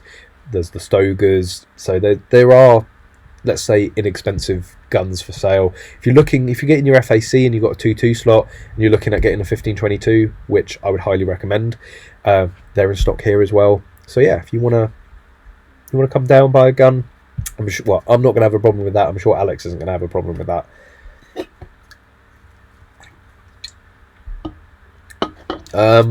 Living in Scotland, how would I get into long distance rifle shooting? I know a club up where I stay, but I have to travel down to Bisley to do NRA courses. So you don't necessarily you don't necessarily have to do the NRA safety courses. If you join a club that is an NRA affiliated club, they can provide you with a safe shooter card, which is what they use at the NRA. That's what and you know, David's here. David's a committee member of Kentucky Firearms Club. That's where I used to get my competency card, my safe shooter card, whatever they call it, because the club is affiliated. They sign you off. They see you shoot more than the NRA do. So if the club signs you off, the NRA take that as golden. So there's no reason that you can't join that club, get proficient, and get them to sign you off. Other than that, in terms of Scotland, I hope he doesn't mind naming him and sort of putting him out as a word of advice. But the gunroom manager at Bisley at Braidwood, which is Scotland somewhere, Braidwood. So Ed is the gunroom manager, and he's very, very passionate. Actually went to TGI Fridays with him at the Great British Shooting Show one evening. So we were chatting and all that, and he's very much on the same wavelength as I am in terms of getting new people into the sport. So if you have any sort of Scottish specific questions, I would call up Bisley at Braidwood and ask to speak to Ed, the gunroom manager. So you know, he's going to be able to point you in a better direction and guide you in terms of ranges and clubs up there. I know there's Galloway Arms. But they're, I think, more practical base, and then there's a club in Carlisle. Again, that's practical base. That's where they hold the level 3 Scottish Open, or Scottish Championship for the UK PSA. So again, it's the complete opposite end of the country to where I am, so I'm not too familiar with ranges around in that area, but I know that Ed, gunroom manager at Bisley at Braidwood, if he doesn't mind me telling people that, sorry Ed, a bit too late, give him a call. I'm sure he'd be more than happy to help you out. Paul, so this was talking back to large calibers that you can own here in the UK, and I was saying it was a 750 nitro. I guess it's actually the 700 nitro, or the Callum. Hi Carl, you should get a little banner, because Carl is probably one of the biggest donators to to the channel, and that's just over the last 2 weeks. So good to see that you're joining in again, Carl. And he's saying the 950 JDJ. Is that the one? It looks like it's out in like Saudi Arabia or the Middle East. The guys are in. I don't know what they're called, but it's like the typical sort of Middle Eastern robes, I guess, and they're shooting that elephant gun, and they're getting thrown across the room. So it's like an incredibly powerful firearm, obviously rifle, but the video's gone incredibly viral as well. Tech Gaming 45, 0 at 100 yards. Okay, that's done. We'll try and find a day soon to take that rifle out and zero it. Yeah, couldn't use the 338 at Bisley, Alex Florence is saying, so they're banned.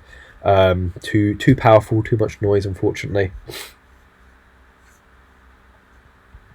Paul Blart, hi Callum, hope you're doing well. Just wondering whether you've seen the infographic on English Shooting Facebook. If so, do you have any criticisms of it? Really, I should, like, there's something on English. When you say, do you mean the page or the group? And have you just posted it? Because if you have, I've just been like streaming for the last hour. Let's see if any. No, it's going to take me forever. Let me know where it is, whether you've posted it to the Facebook page or you've posted it in the Facebook group, and I'll or if you've emailed it or messaged it to me on the page, let me know and I'll check it out. Does Bisley have a proper long range? When I was there, they didn't shoot anything above 1,000 yards, but then again, I didn't go through it too much since I wasn't there on my own. So Bisley, I believe you can shoot up to 1,200 yards. Yeah, Dope is saying that as well. Or Dupe. Is it Dope or is it Dupe? It's Dupe, isn't it? Yeah, Bisley goes up to 1,200 yards. The issue with 1,200 yards is they end up having to close off a significant portion of it either side, and they only do it for, say, serious, like, you know, competitions and stuff like that. You can shoot at 1,000 yards at Bisley pretty much any day of the week. So and that's on the stickle down range. You can go up to 600 yards on Sentry range. That is the longest, sort of the widest range, not the longest range, but the widest range they have there with the most number of firing points. There's also Short Siberia, which you can do either 100 yards or 200 yards. Short Siberia is a great range, I think, for just general, say, plinking with full bore stuff. Sentry's good as well, because you can also, when I used to go there with my university, we would block off a whole section, and it enabled us to be able to go backwards and forwards. So we could start off at 100 yards and work our way back. So you got to shoot at different distances during one session. With stickle down, it's usually like 1,000 yards or 800, and occasionally they open it up to 1,200. But that's good if you want to go that extra long distance. The difference, if you ever watched the Bisley vlogs that I made, the difference between going from like 600 yards to 800 yards is significant with the standard Remington 700 and factory ammunition. I'm never going to live that down. Do I know why so many rangers dislike cameras so much? Found all my local club seemingly hate the idea. So I know why the NRA dislike me with a camera on their site, because they, I've been very critical of them in the past. I think more in general, it's about privacy and security. There's still a lot of clubs that don't outwardly advertise that they exist. It's only through word of mouth and through other associations. So, like the NSRA or the NRA recommending people to go there. I think it's just privacy and security. Also, you get people from all sorts of walks of life, and I know, obviously, doing a lot of filming on ranges, that you have to be incredibly aware that some people either really can't be on film, can't be on camera, or they just don't want to. And I think it's just easiest for the clubs to say, no, we're not going to do it. It's a real shame, because video, YouTube, Facebook, whatever, Instagram, I think is our biggest tool in sharing the sport. Video is the most powerful. You know, if a picture tells 1,000 words, what does a video do? And people, they learn more from watching these videos. So I do find it a real shame when rangers won't allow filming. I do understand it. More and more rangers are warming up to the idea, and I think there's definitely a trend with, dependent on how young the average age is of the committee, depends on how welcoming they are to cameras. I think unfortunately it does come down to an age thing. You know, the younger shooters out there understand social media, they understand you know, the power of video, so they're embracing it more and more. I have to say, you know, where I'm obviously, you know, fairly known, or you know, a lot of people will have some idea of what I do already before I ask if I can film at their range. That does help. I know when I first started the channel, it was like nigh on impossible, because people were like, who are you? Like, you know, like, what are you going to do with it? At least now, with the channel being established, you know, for a number of years, and you know, being, you know, known to some across the UK shooting scene, people warm up to it because they can see the sort of videos I do. They might already know a lot about what we do in terms of government TV and English shooting, so they can be a lot more welcoming. But yeah, I think it's an age thing, and it's going to boil down to privacy and security, or they're just a fuddy club that really don't want to see the sport grow and want to be selfish and just, you know, keep it all to themselves. Yeah, and a few of you guys are few of you guys are agreeing. Well, that's interesting. So I've never actually been directly told that, but Paul from World Gun Owners Association is blaming me. No, I get what you're saying, Paul. Yeah, unfortunately, and I was very, very clear with this. I laboured this point quite a bit when, you know, I shut down the channel, and, you know, I had all those issues. As I said, like, look, you know, I was right on the line. You know, I don't necessarily think I at the time understood what, you know, what I was doing wrong, or certainly what the police didn't. Oh God, it started again. Let me guess. I don't even need to scroll down to see who it is. Oh, it's Carl. You're mental, mate. Thank you very much again. You're just absolutely insane.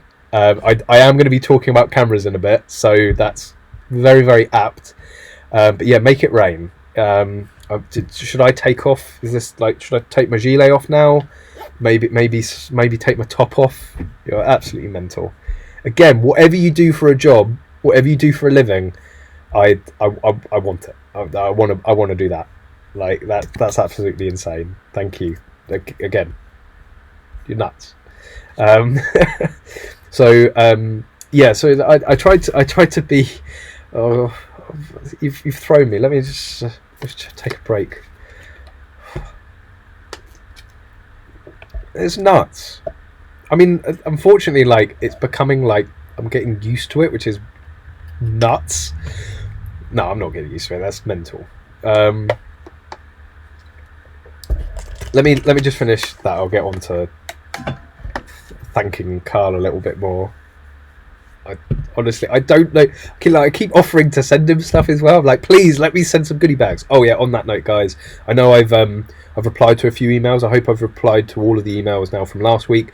The goodie bags are together. I'll be sending them out shortly. So anyone that donated for patches or things like that, they're going out very, very soon. I haven't forgotten. But yeah, so one of the things I was really concerned about with what happened to me, and if you want to put on your tinfoil hats, is what a lot of people have told me. I'm trying to say like 15 different things at once. A number of people have told me that they suspected that the police were trying to make an example of me, and to scare people off the idea of ever making videos or sort of speaking outwardly or being public about their firearms ownership. And what you're saying, Paul, is that you know, people are very against cameras at ranges because of what happened to me. Again, I have never heard that directly. It'd be interesting to know like how bad that problem is, because I do see it as a problem. You shouldn't be scared, and as I was saying, I knew the conversations and the topics that I was talking about were controversial. I know I was going out on, you know, on a ledge there talking about those topics. Unfortunately, I just, out of naivety, I just assumed that just talking about something, you know, it was going to be okay. And to begin with, it was with my discussions with Hampshire Firearms shortly after that Paris attack video. They were like, we just want to check, this is just an opinion and you're airing an opinion, there's no plan here, you're not going to go and do something, which of course, like, never in a million years was I ever planning to, you know, to do something, or ever. The other thing that they brought up in court was that I was advocating for people to be vigilantes and to start fighting crime and to fight terrorism, and that was never ever in any part of my head when I made that video. It was purely just talking about self-defense and what I at the time felt should be changed, or just even, it was just even just opening up the conversation about it. You know, if we don't have conversations, we're not going to progress. If there's things you just can't talk about, you're never going to progress in that area. So yeah, it's a shame to hear that, you know, people are camera shy because of what happened. But again, like, yeah, it might have taken me 4 years, but I'm still doing it. You know, it's, you know, I was never charged with anything. I was never, you know, didn't get a criminal record for it. Yeah, I lost my licenses, but there's other aspects in that as well, which I will at some point go into detail. So that's a shame. But Callum's package. Carl, you have the VIP Callum package for if we do these sort of introduction packages, these taster trial packages. You've got one, like 100%. Like, I've been talking about doing this sort of I'd say open day or sort of meet and greet with a few people. Like, of course, Carl, you're invited to that. You've got your spot there, but you any time you keep throwing 100 quid at me each week at the channel. I say at me, at the channel. You're like, you could come down every single week if you wanted to. And on that note, if you guys aren't as let's say flush as Kyle to be you know, just spunking money like that, it's not spunking, it will go to good use. I've got these available again. I know they came up for a while. I've still got a limited number because they are the older logo. So they're rare, they're collectible, definitely rare and collectible. I should double the price. And I should have had the link. Oh, that one, didn't want that one anyway. I'll get the link as well. So basically, I've been saying, like, if you want to donate, anyone that donates during the streams, a tenner or more, if you want a patch, you email me EnglishShooting@gmail.com and I'll get one sent out to you. Or if you don't want to do that and you just want to buy one outright, I can't find the website. Here we go. So they're actually for sale now on the Bluefield Sports website. So all of the, I know someone did comment that they're expensive. I don't think so. They're $7.99. I don't think that's particularly expensive for patches. I've spent a lot more on individual patches, so just put a link in the comment section below. If you do want one, just head over. All of the money goes back into the channel. You know, I don't take some off so I can, you know, fit a new wing to my car or whatever. Every single penny goes into it. And I know a load of you were talking about, or we were talking about cameras last week, and I was saying about going and getting one, or getting the main camera. So of course, at the moment, I'm saving up for a Sony A7 III, and thanks to Kyle and also Richard, if he's about. I haven't might have missed you if you are about, but there's been loads of other people as well. I don't want to just focus on Kyle and Richard, but they have been, let's say, a little bit more of a significant donators over the last few weeks. mental. But I know, like Stephen Wolf, you were donating last week as well, and I know Nick did from, and I really apologise if I miss anybody else's donations off. But yeah, you guys all have been donating. But anyway, back onto what I was going to talk about. So I'm saving up for the A7 III, which I think I'm pretty much ready to push the button on.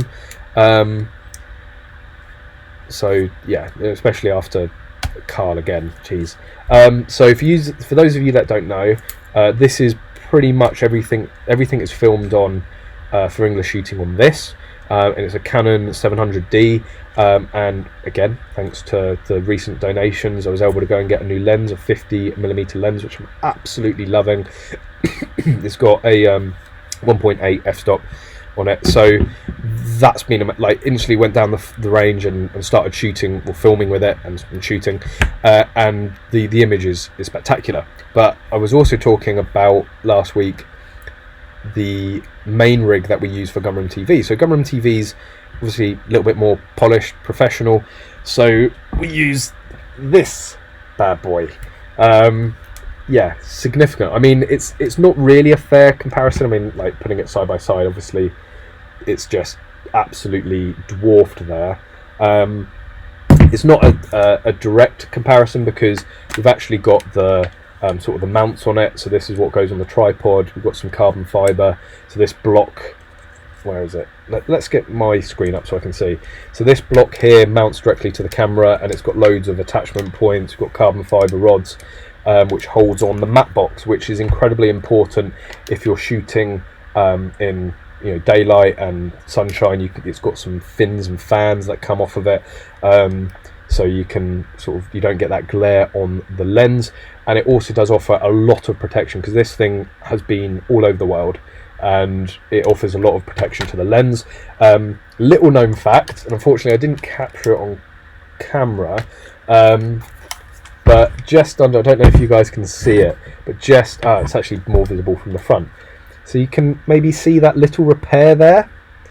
You see the Araldite? I mean, it's held up brilliantly. Like, I thought it was going to fall straight off, but the wonders of Araldite. Basically, this was on the, we've got a big Manfrotto fluid head tripod, because you need a proper, like, it's a beast of a camera. So it was on the tripod, and the tripod screw was coming loose, which basically stopped reduced the pressure it puts on the clamps, and it slowly started going, and the camera hit the deck quite hard, and I was mortified. The matte box, that side piece there, snapped completely off, and it's like one of those, I'd turned round, I'd heard it, and it was just one of those, it's fucked. Like, I'm going to turn around and there's going to be circuit boards everywhere, and the lens is going to be in two pieces. Now, not that I was very happy, because the matte box alone is like 400 or 500 quid, so that hurt. But it stopped the lens from getting damaged. So, I think the lens there about 700-800 quid. So if you're really nerdy and interested in cameras, it's a 24 to 105. What's the F on this one? Oh, they haven't got it written on there. That's great. Oh no, it's on the front usually. 3.5 to 5.6. But yeah, it saved the lens and probably saved the camera. If the lens had taken a direct hit, it might have even like bent some of the mounting mechanisms for it. So luckily I was able to Araldite that matte box so that it's still working, it's still functional, it's structurally sound.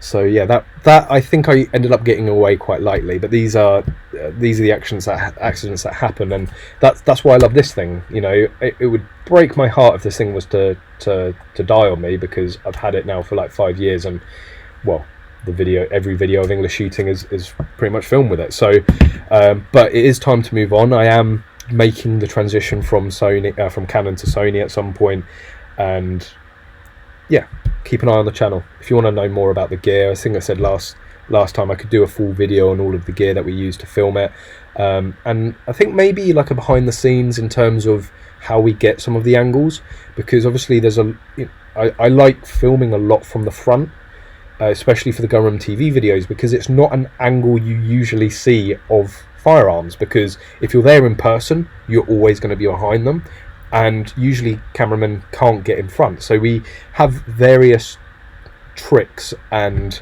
methods to getting certain angles safely, and that's the main priority, is safely. I mean, one of the biggest tricks actually is using good cuts. So you'll make, again, you never point a gun at somebody. You treat all guns as if they are loaded, but we have certain ways that I'll be manning the camera, and it will look like he's gone, Connors will be shooting, and it will look like he's gone from one position and swept round, and the camera will be in front and the camera's moving, so you know that someone's on it. But what we will do is unload the gun, and I'll edit it and cut it so that it looks as seamless as possible, and it gives that illusion that the camera is following the guy while he's shooting. So there's little things like that. But if you're interested in knowing any of that or seeing any of that or what we do, then let me know. I'll be happy to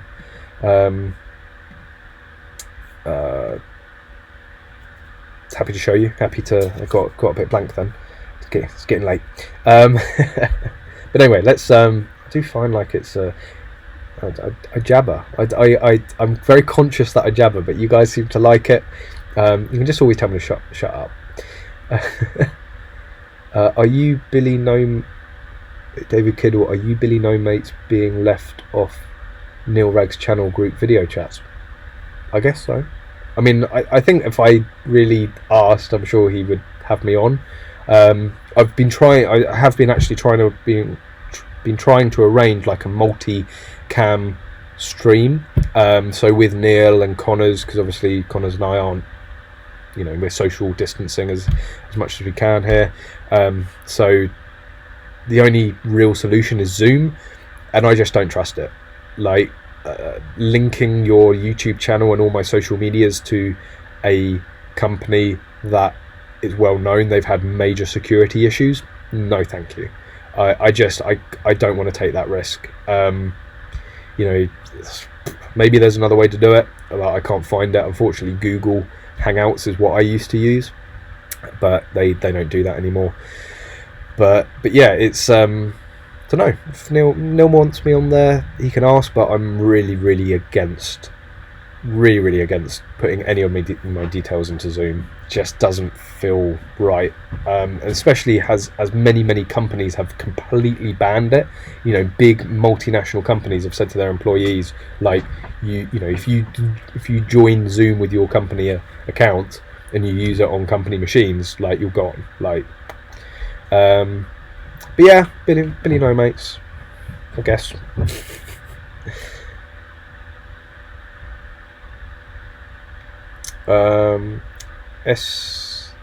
SGT Holden, by the way, off to see your gun collection video. And have I made a gun collection video recently? Anyway, thanks for watching. Thanks for tuning in. Yes, Point Blank Simulator. I did miss the clap. I'm really sorry, NHS. Really, I'm useless. I need to set my alarm for 8 o'clock. There we go. I'm going to do that now so I don't forget next week. So what ends up happening, like 3 minutes doesn't seem a long time, but you can chat quite a bit. So let me just set that for next week. I'm going to send it. Here we go. No, come on. Edit. Give myself less time to completely forget. So there we go. 8 o'clock. I will not forget now. As soon as that goes off next week, I'm clapping.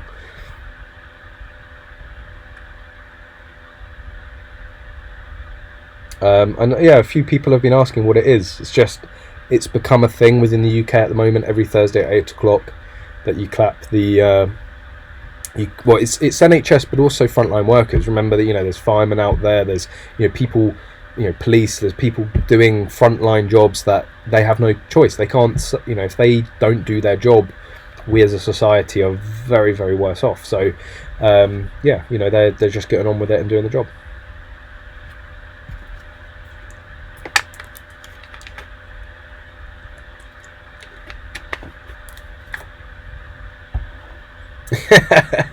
Fred Morrison, seeing that firearm departments have not done any visits, they have feck all else to do, push for your licenses. I mean, yeah, but the reason they're not doing the interviews is because they can't.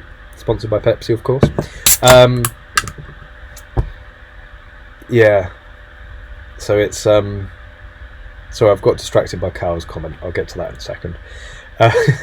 Yeah, obviously they need to do the face-to-face. They need to come and inspect the safe. They need to come in and, you know, have a chat with you. I mean, I guess they could do remotely. I mean, I know somebody in Hampshire that they got their FAC over the phone effectively. They never had a visit. They might have had since, but they didn't at the time. When Carl's saying he'd rather sell his 5.86 to go into an AR, yeah, I mean, when you live in a country where there's the luxury to be able to sort of own pretty much what you want, then yeah. But if I was ever to be able to own one here in the UK, there's nowhere I would sell it, like from my cold dead hands. So I caught a video with Steve Saunders running in the World Champs, my first look introduction to practical shotgun. If you want to see more about practical shotgun, head over to Gunroom TV. There's loads of videos of the level 3 practical shotgun matches that are held by the UK PSA here within England, Scotland and Wales. So, you know, if you want to see more of that, Gunroom TV, go to practical and you'll see them. There's also a load of IPSC rifle and IPSC handgun videos there as well if you want to learn more. Callum's pretty confident he could take 4 inches. Yes, that's the 4-inch Smith & Wesson, by the way. Before anyone, that was a conversation a while ago. Not what you're thinking. Say, really don't get why so many people love revolvers. They're really nice, and have some ridiculous caliber, but I still like a 9mm better. Like, don't get me wrong, if I could only have one handgun here in the UK, it wouldn't be a revolver, but the second handgun I'd buy would be a revolver. I just love them. They're just like raw guns. They're simple, reliable, they just get the job done, and they're like, I find them more of an experience to shoot rather than semi-auto. Like, it's like a treat to shoot a revolver, and that's not just being here in the UK. When I go out to the States, you know, I have to shoot a revolver when I go out there. I end up shooting more semi-auto 9mm, but that's again why the revolver is a treat. I've never used one competitively. When you're using a gun competitively, you end up putting thousands, tens of thousands of rounds through it. Unfortunately, we don't have the opportunity in the States, but you know, I'd probably say I've put a few thousand rounds through 9mm semi-autos. I know in the scheme of things that's like nothing, but given the amount of time I've actually spent with them. But revolvers, like, because I don't use them for competition, I get to enjoy them more.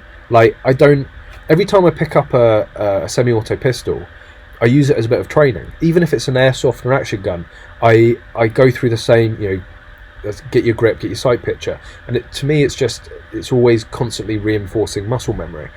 But with a revolver, it's like I've clocked off. I don't have a desire, well, gallery competition, but not like practical where, you know, is run and gun, but you know, gallery over here with an LBR. But I just find a revolver just a bit of a treat. It's something a bit different than the semi-auto, which I shoot a lot more of internationally. So yeah, Stephen Wolf, no Connors today. Yeah, I guess he's eating. He tends to have his dinner around the same time that I do my stream, so he tends to join later. Maybe he's already joined. I just haven't seen yet. I'm trying to just knock out the comments and catch up to you guys, because some of these I know are quite old. Well, I've got to show you the photo again. So, Giza 1982. If you're still here, I don't think you were here at the start, because you're asking if there's a UK company that can custom Smith & Wesson revolvers to comply with our stupid communist laws. And I'll just show you. Yes, there is, because that's what I was able to shoot today. So there is a company making long-barreled revolver Smith & Wessons here in the UK. I'll find out some more details. I will be doing a full video on it at some point. I don't know how long that's going to take me to get around to doing, but it's a video that I want to do, so I'll find out all the details, where you can buy it, how much, what specifications you can get, and this, that and the other. But yeah, it does exist. I have for a very long time thought it was just a myth that these Smith & Wesson revolvers existed. Well, they're not. They're real. I shot one today. Unless I was just imagining it all, which is perfectly feasible. Is that feasible? Yeah, that's the right word. Aaron N. After COVID situation, I'm thinking of joining NRA at Bisley for long range shooting. Do they do practical shotgun shooting down there as well? Yeah, they do. They do all the practical disciplines. So they have the NRA Handgun League, they have the NRA Shotgun League, which is obviously practical handgun, practical shotgun, and they do mini rifle as well. So if you want to shoot it with a rifle, you want to shoot it with a shotgun, you want to shoot it with a long barrel pistol, they have a league for all of them. So yeah, they do. Personally, I would recommend going down the UK PSA route. That the UK PSA is the gateway to the highest level of competition internationally for practical, and you know, in my opinion, I think the competition is greater within the UK PSA matches. That's just my opinion. I know there's people that are going to disagree with that. That's just from seeing both. And again, the UK PSA, they're the UK franchise of the International Practical Shooting Confederation. So, but Bisley, you know, depending on where you live, Bisley, it is convenient. The NRA, lots of people I know shoot the NRA and the UK PSA matches and have fun at both. So it's completely up to you. But yes, they do practical shotgun. And look at Kentucky Firearms Club as well, because they do a lot of practical shooting. They do 3-gun, which I believe they are the only club that do 3-gun with live fire guns within the UK. So I would join Kentucky Firearms Club. And yeah, Stephen Wolf, they do target shotguns. So some people get confused. There's target shotgun, which is slug, longer ranges. It's slower, it's more about precision, versus practical shotgun, which is more about speed. Speed and accuracy, of course, but mainly about speed. So people tend to get them confused. They do both, so whichever one takes your fancy.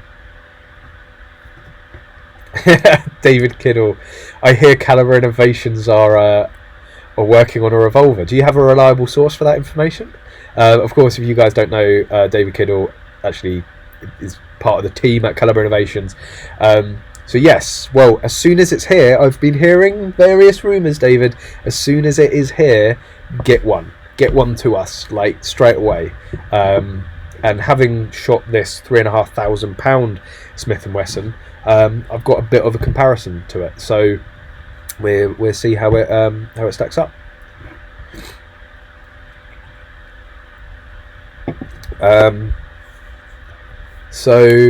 Hawk Ranger H, apologies, this may have already been covered, but to recap, for the Typhoon F12 you need an FAC and a member of a Home Office approved registered club.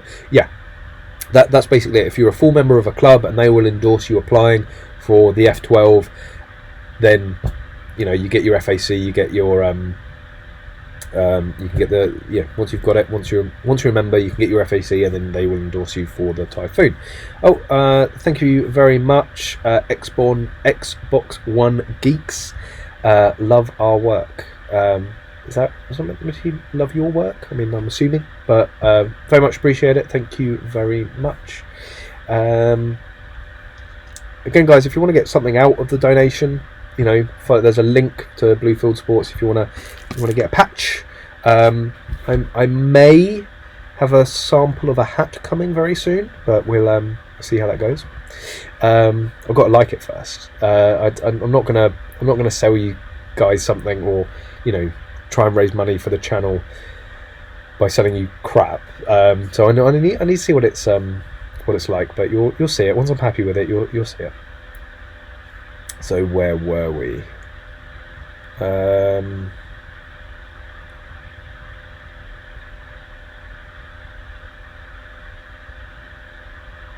That reaches So people talking about the 950 JDJ. Try saying that fast after a few beers. Someone was saying again, Mamonix. If I say it fast and just bludgeon it might sound vaguely similar. That reaches a point where it should be a mounted cannon and not a rifle. Yeah, guys, if you haven't seen that video, I think it's a 900 something, or maybe it is the 700 nitro. Anyway, I think if you type in Arab big gun on YouTube, you'll see this video. It's absolutely hilarious. And speaking of Connors, let's he just okay, not gonna, unless he joins the stream and tells me I can talk about it. We've got an interesting toy coming.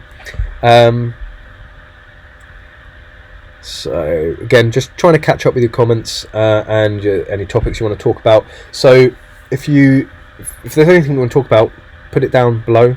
Ask away, and I will get round to it.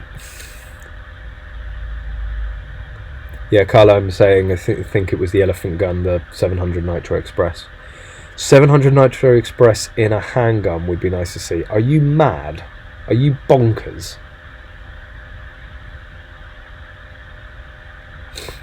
Stephen Wolf, I will donate again in a few weeks. Very much appreciated. Again, I do this for the love of it. I'm not. I enjoy it, but any money raised by the channel, I put back into it. New equipment, new gear, better videos, all that stuff. Is a first focal plane on a scope worth the huge jump in price? Now, I've never had a first focal plane scope. Is the Razor HD Gen 2 first focal plane? I don't think it is. Might be. Maybe it is. I don't know.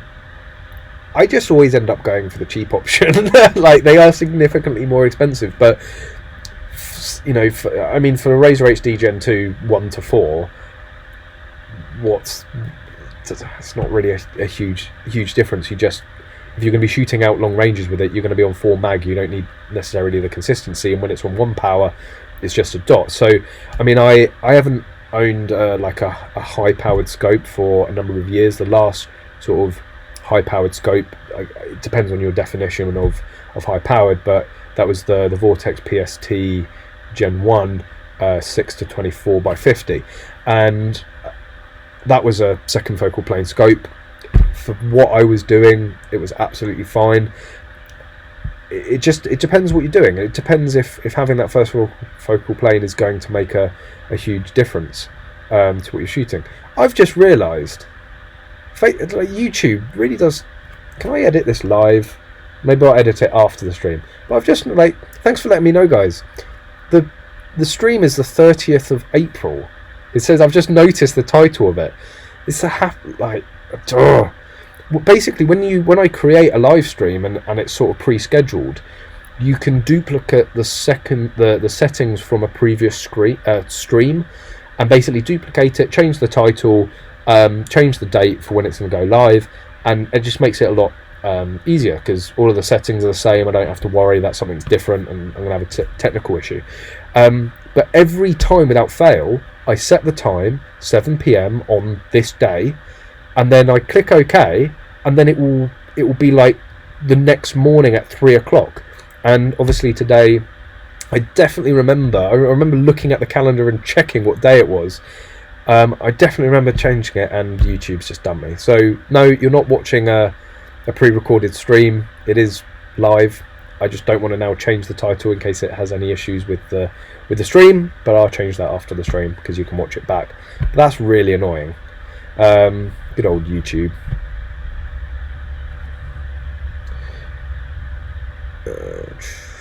Carl, you need to join us for Kentucky this year. So David, I got your message. Yes, I will pass that on to Carl for you. What do you think of the Canada black gun ban by executive order? We covered this right at the beginning of the stream. It's crap. It's not going to achieve anything. It's not going to make anyone safer. It's not going to stop gun crime. It's not going to stop it's not going to stop people even getting hold of those guns, especially when you border America. You know, hello.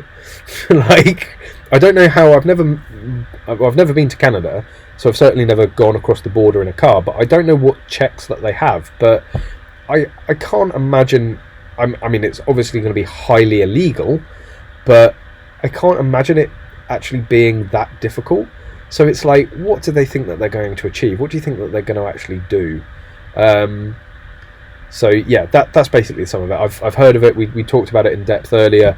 It's virtue signaling. It's not going to achieve anything, and it destroys a whole entire aspect of sport. Oh, David Kiddle, thank you very much. I've seen Neil's here. Neil from Rack and Load. Welcome to the stream. I think David has a bone to pick with you. Apparently, you know, everyone's upset that you haven't invited me on your streams. I mean, I know I invited you on mine and we never got to do it, but that's Zoom for you. I really don't like Zoom. It makes me nervous signing up to that, but there's something else that we can sort out, a joint stream, or maybe once lockdown is lifted, you'll come down here, spend a night or so.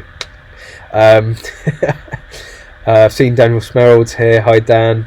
Hope you're doing well. Hope you're safe.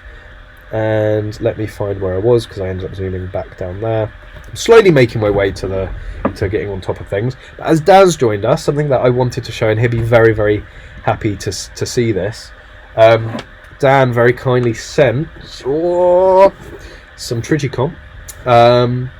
And apparently now Vortex is not Vortex. According to Dan, it's Portex.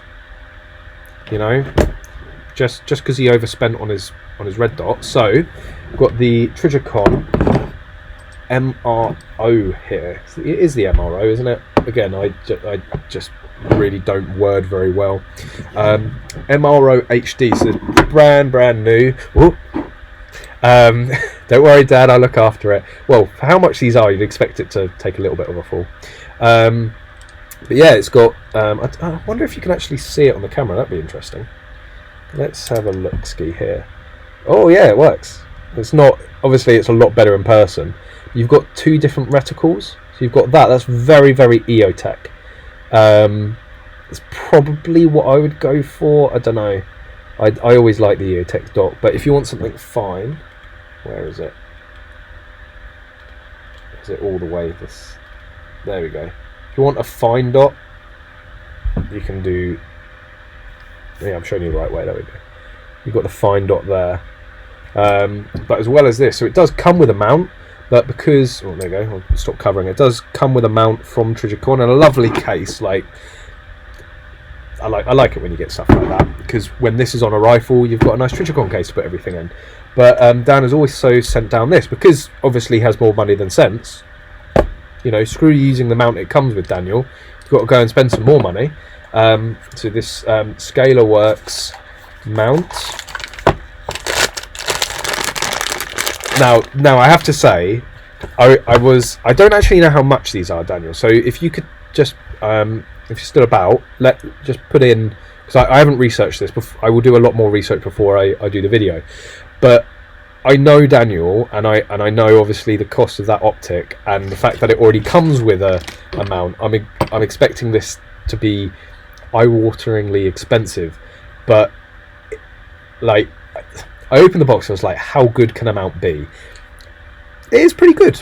It's pretty good. I have to say that actually comparing them side by side just feels a lot more quality. Like, you can tell that maybe the machining and the overall finish of the Trigicom one, I'm not saying it's not going to do the job. I'm not saying that you're still going to be able to drive a tank over this thing and it's going to be fine, but the finish and the fit of this Scalar Works, is it Scalar Works or Scala Works? And then this is my favourite bit, right? So you don't need any screws to take it off. It's not exactly a quick detach, but you've got this little wheel on the side, and I don't know if you can hear this, but where is it? Oh, I've done it up too tight. I've broken it, Daniel. There we go. Oh, and Nala's at the window. It's all happening here. Come on, Nala. So yeah, have a listen to this. Now, I know that seems like a weird thing to sort of pick up on, but actually to sort of get that feel, to get that sound and the feel of it is actually quite difficult to get it just right. And it's a nice mount. Made in the USA, apparently, it's right there. But yeah, we're gonna get this mounted on. I did say Daniel, I did say to him that I'd try and get a picture of it mounted on a gun on the mount on the Scalar Works, but I didn't have time today because I was too busy shooting a lot of guns that I've wanted to for a very long time. So had to be a little bit selfish. So yeah, I'm looking forward to reviewing this, and as well, I haven't had a huge amount of experience with Trijicon. I've used an ACOG a few times. Shall I turn that off and not waste Daniel's battery? There we go. So does this do green as well? I know there is a green and a red variant, but is there one that can do? Can it go green? Can it go green? No, it's just the red dot, or like the EOTech Cross. There's a video of me doing a still challenge where I used a Trijicon scope. I did really like it, but you know that I like Vortex. You know that I'm a Vortex man at heart, and yeah, I'm very interested in spending some time with this and sort of really putting it to the test.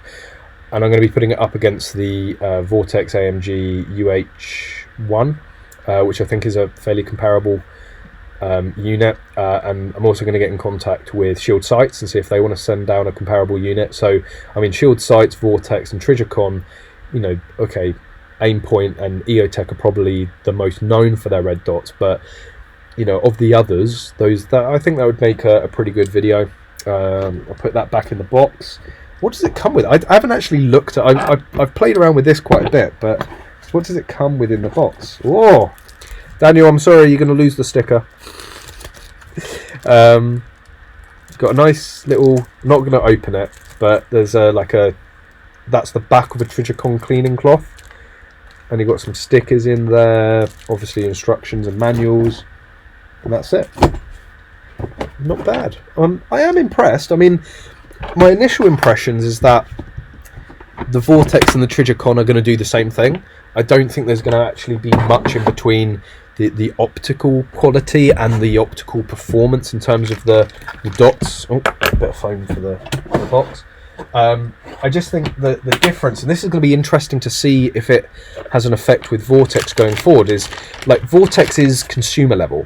I'm sure there's people out there in the field using them, but they are a consumer level scope, and their lifetime warranty, you know, unconditional warranty, is absolutely fantastic.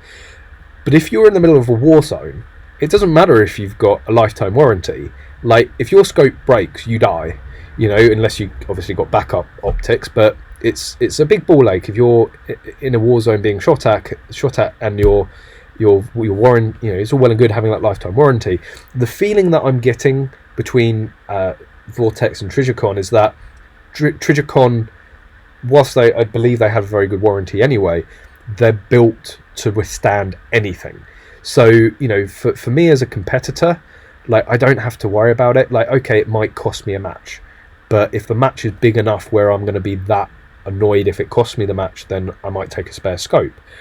But like, it's more of an inconvenience, whereas I think the people that more overuse Trijicon, their lives depend on it. So that's the sort of feeling I'm getting at the moment. But of course, Vortex has just been awarded the contract for this new military scope with a built-in rangefinder and all this, and it'll be interesting to see how that potentially changes Vortex, because they are going to be on, you know, front line, because they're going to be used by people that, you know, depend on them for their lives in active war zones. Perhaps that might start trickling down, and by no means are Vortex badly made, or, you know, they can take a beating just like any scope. I mean, the Razor HD Gen 2 that I've got, people batter them in competition, and I remember David out in Utah, he got sent out a couple of Vortex Viper PST 1 to, was it the new 1 to 6? Yeah, it was the new Gen 2 1 to 6. And it was the first time I'd got them, and they put it on the guns that people were using, and by the end of the week the thing was battered. You know, it had been thrown around, it had been dropped, it had been chucked in the back of a car with loads of other rifles chucked on top of it. Like, it wasn't looking very healthy. Worked flawlessly. The glass was perfect in it, the electronics inside it were perfect with it. It still held 0. Just the outer, you know, the case and the tube was just scratched and dinged and dent. So I know Vortex can take a lot of punishment. I just think what you're paying for isn't necessarily increased optical quality, but is going to be more you know, rugged build.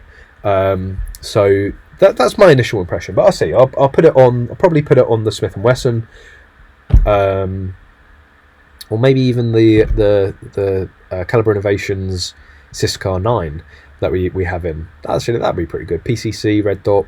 That fits. Maybe we'll do that. But I want to get to grips with it. I want to get a feel. I want to try it side by side with the Vortex, and I'll see how we get on. But yeah, that's little goodie that you can expect a video on. I know I put a post up on Facebook about it, and we also have one of the first of the.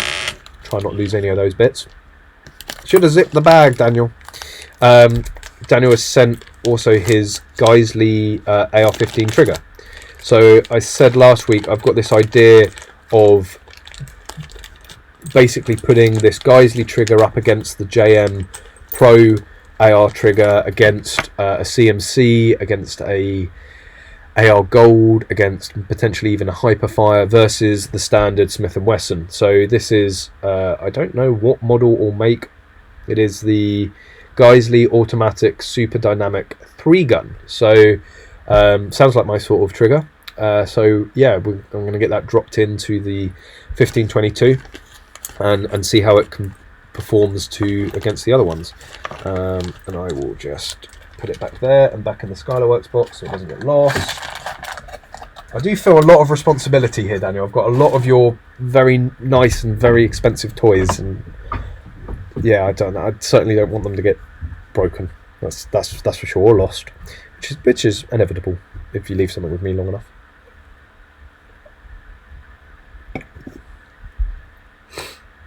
So again, keep the comments and questions coming in. I'm trying to get through and catch up. Yeah, just I was talking about Kentucky Firearms Club.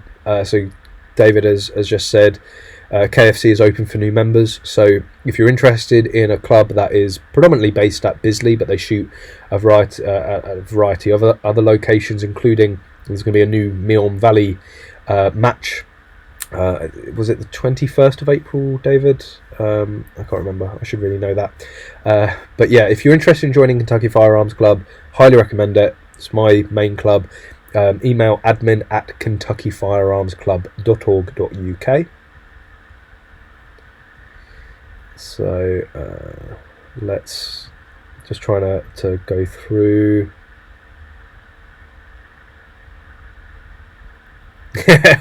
Calvo, I wouldn't need all the cash for camera gear if you didn't leave your Manfrottos all over the world. I got it back thanks to you, solely down to you messaging me.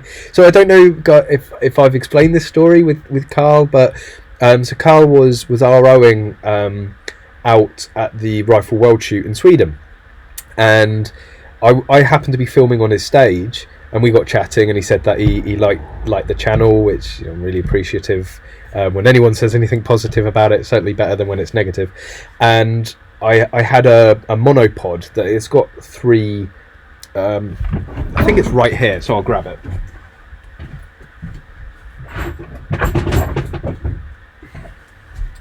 There we go. So this is a monopod. This thing's great for like running. I say running and gunning in a camera sense.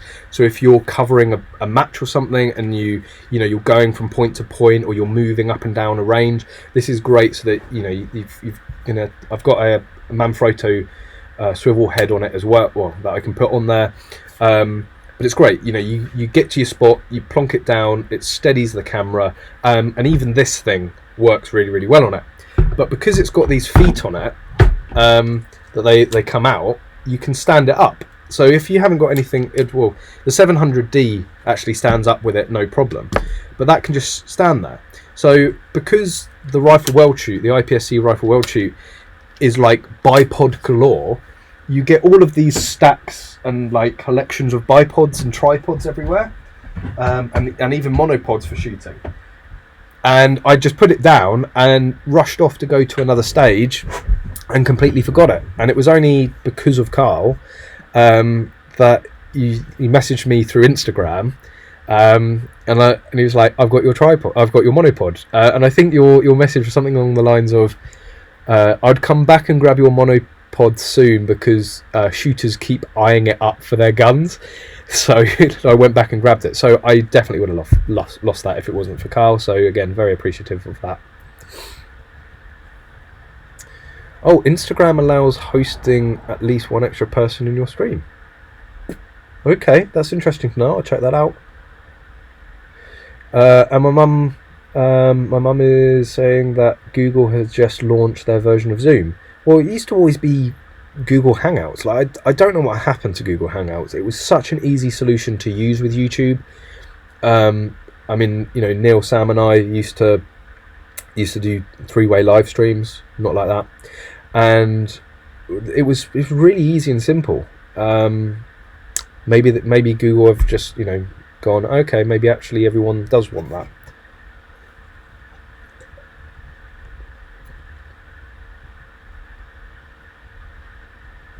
Yeah.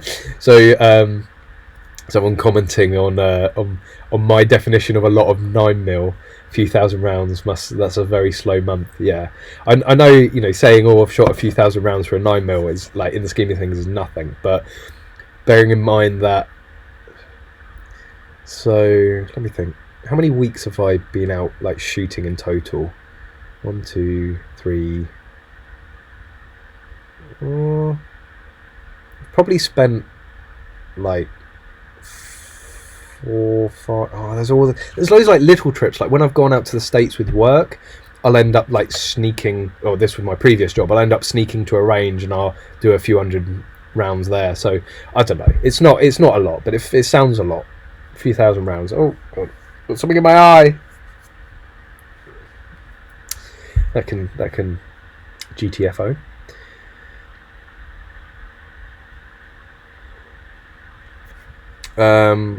Yeah, so it's one of the things that I was worried about, people getting the wrong end of the stick. But Mac, I know, Stephen, you've very kindly answered Mac's question.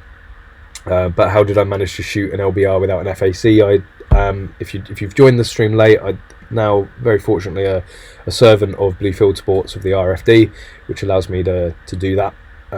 So very, very glad to be in that position now. It's been a long time coming.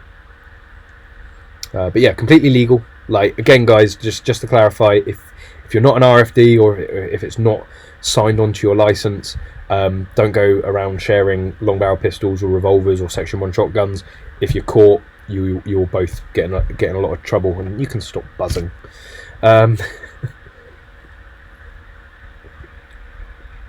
Let's okay, keep everything coming, guys. I'm just about David Kiddle, £3 cheapest advertising, thanks. I think you can even donate £1.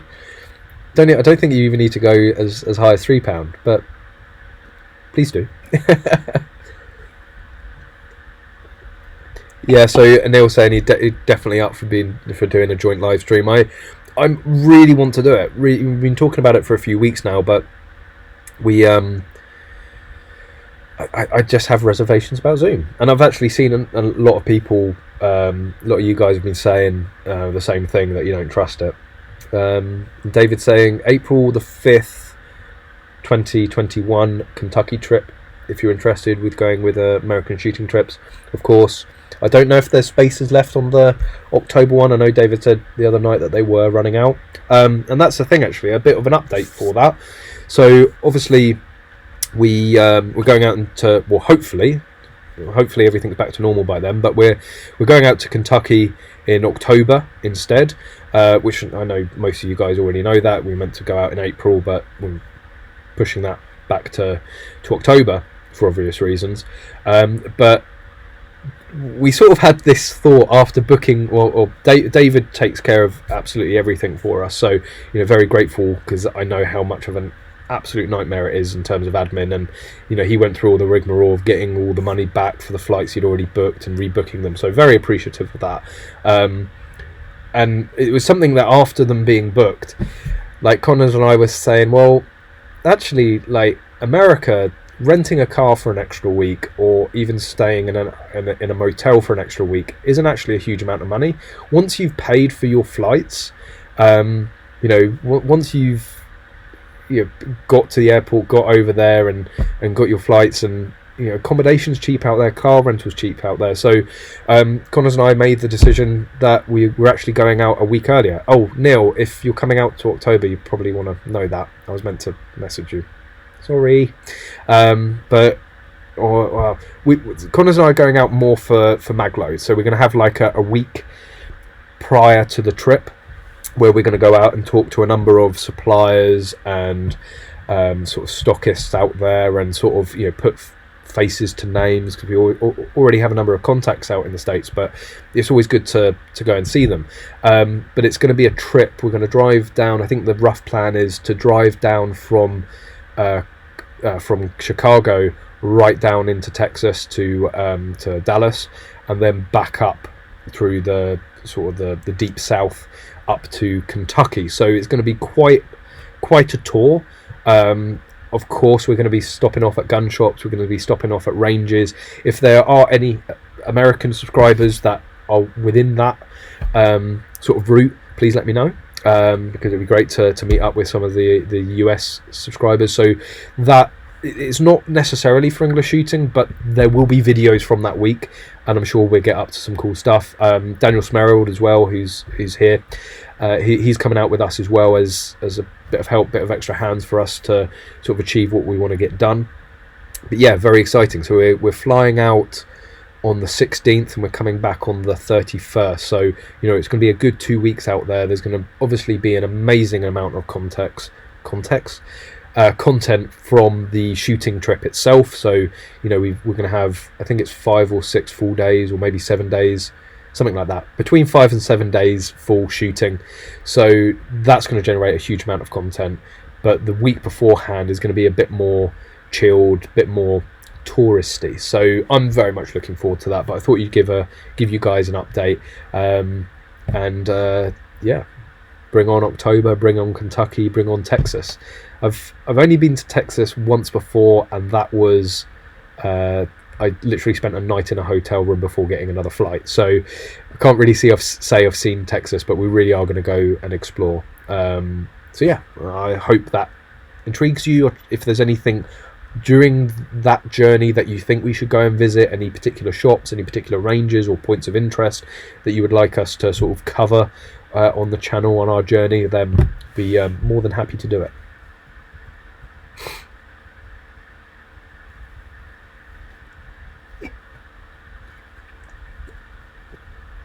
You know, Callum, differences in firearms laws around the world are a pain in the arse.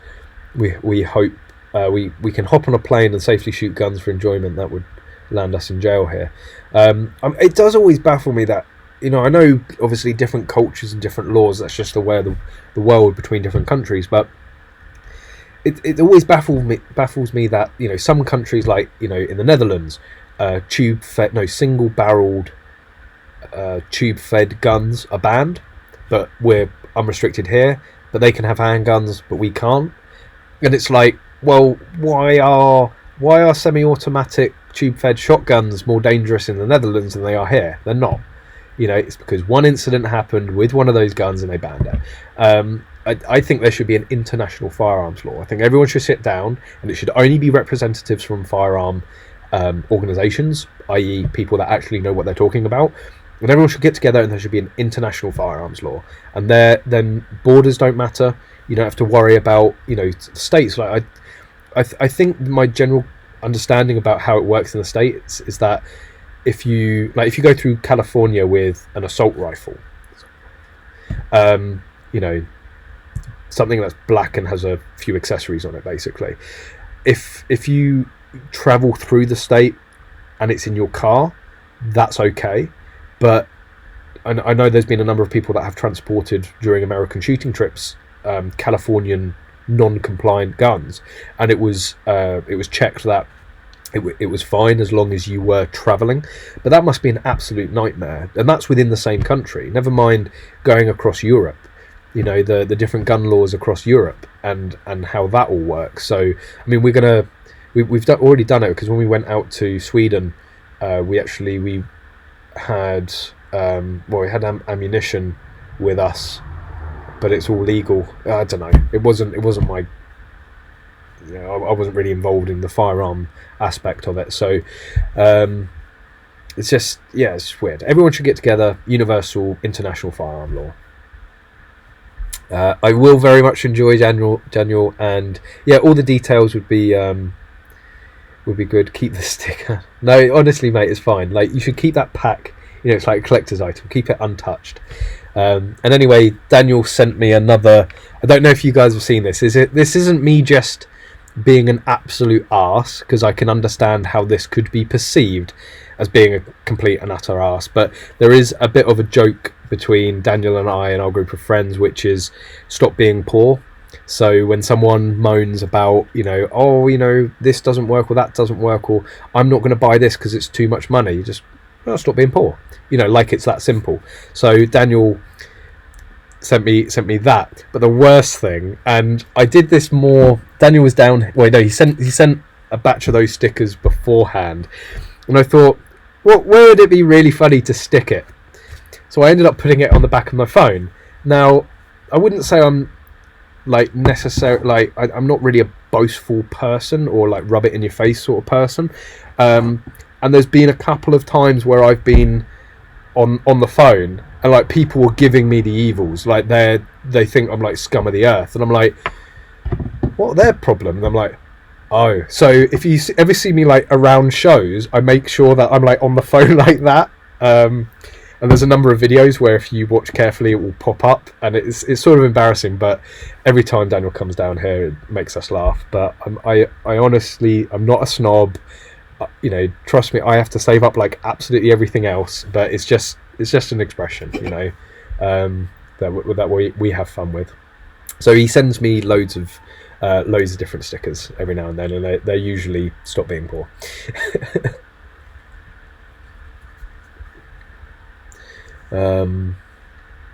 Rack and load first class private jet. There's me talking about stop being poor, and Neil talking about first class private jets. You know, the YouTube ad revenue is good. What can I say? So first class. No, not yet. Maybe one day, Neil. Maybe one day, that would be good. If you go through, Carl Volt says, if you go through Arizona, maybe reach out to In Range TV and see if you can join them for their 2-gun action challenge match. Get some kettlebells thrown in. Yeah, I've seen that pop up. So I'll check them out. I mean, unfortunately, no, we're going to be too far from Arizona.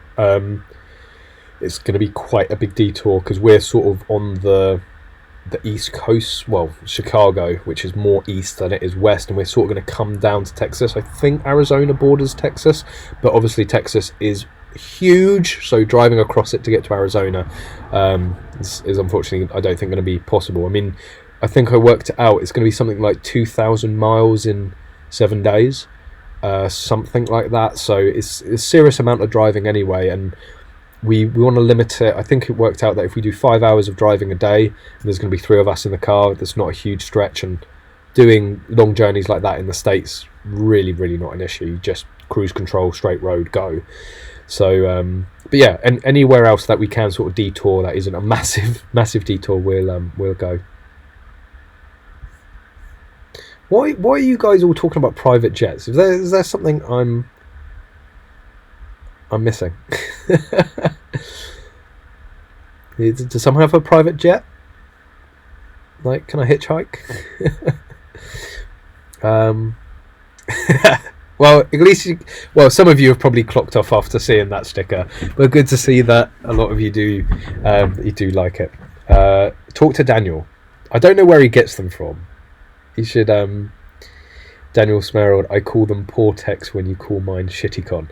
Yeah, I whilst I know that I believe the Triticon is better built and more rugged. I do think that you're just overpaying for something that, Daniel, you're not going to need.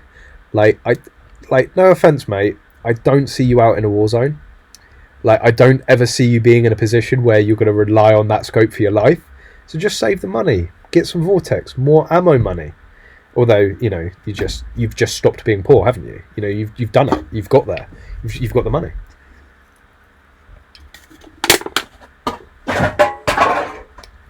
Oh, that's definitely not a load of empty cans in my bin there, because I have a Pepsi Max addiction. Your chat is just very well off. Well, yeah, especially when you've got Carl M throwing £100 donations at me left, right, and centre. Like, you do make me wonder. Like, I'm in the wrong business here. I finally caught up with all the messages. Woo! I'm now on track. I'm now on time with you guys. It's not going to take me half an hour to get to your questions. So, if you do have any questions, if you do have any topics that you want to talk about, I do have a couple more myself. But if there's anything you want to talk about, ping them in the comment section below. And guys, if you are watching this and you haven't hit the thumbs up button, I can see there's more people watching this than there are likes, so there's no reason we can't get those likes up. Please hit the thumbs up button. It does really, really help in terms of analytics and growing the channel. If you want to pick up and support the channel and get some swag, you want to pick up an English shooting patch. It's Velcro, goes on, you know, pretty much any shooting stuff has Velcro patch stuff on it, so you can stick it on there and show your English shooting prize. All the proceeds again go to help the channel. They're on bluefieldsports.co.uk if you want to pick one of those up. Keep an eye on the channel as well, because we might have caps coming. Right, more questions, lol. It's not a challenge. Like, you don't have to just fire them at me like left, right, and centre. You'd gladly swap jobs. Well, I do need to know. I'm still not entirely convinced you're not a drug dealer, Carl. I'm just going to have to be completely honest there. I'm assuming you're Magload carbon fibre stripper poles. Is that a question or a statement, Kyle? Or, like, where's Connors when you need him? But yes, Kyle, I would imagine your job is significantly more better paid than my job. But, don't know. Meh. So, hi, saw your videos on what guns you would get. An AC? How much will it cost? An AC? Could you elaborate? AC, CA. I don't know. I don't know what you mean by AC. Just let me know what you mean by AC, and I'll try and answer your question. Daniel's planning on using the MRO HD for PCC in the States. So again, anyone that's just joined, Daniel very kindly sent down his Triticon MRO. It's going to be his PCC. Of course, the PCC World Shoot, or the Mini Rifle World Shoot, which was also the PCC World Shoot. And for those of you that don't know, PCC, pistol caliber carbine, so it's basically an AR-15 in 9mm, or a pistol caliber. So the World Shoot, no, PCC, pistol caliber, PPC. I hate words and I hate letters. PCC, pistol caliber carbine. Yeah, the World Shoot was meant to be this year, next year. It's all been postponed, unfortunately. But Magload will be going out there, so Connors and I will be going out to Florida for whenever it's rearranged. Mainly because one of our biggest, the main market for Magload is, of course, practical shotgun, and that's what these lovely things are behind, and that's why we have the Nexus Pro. But also, we do a lot of mini rifle stuff. So obviously the Smith & Wesson 1522, if you watch any of my videos on that, there are loads of 1522 parts. So we're going to go out to the Rifle World Shoot. I want to shoot in it myself, and maybe Daniel's going to come along and show us how it's done in PCC as well.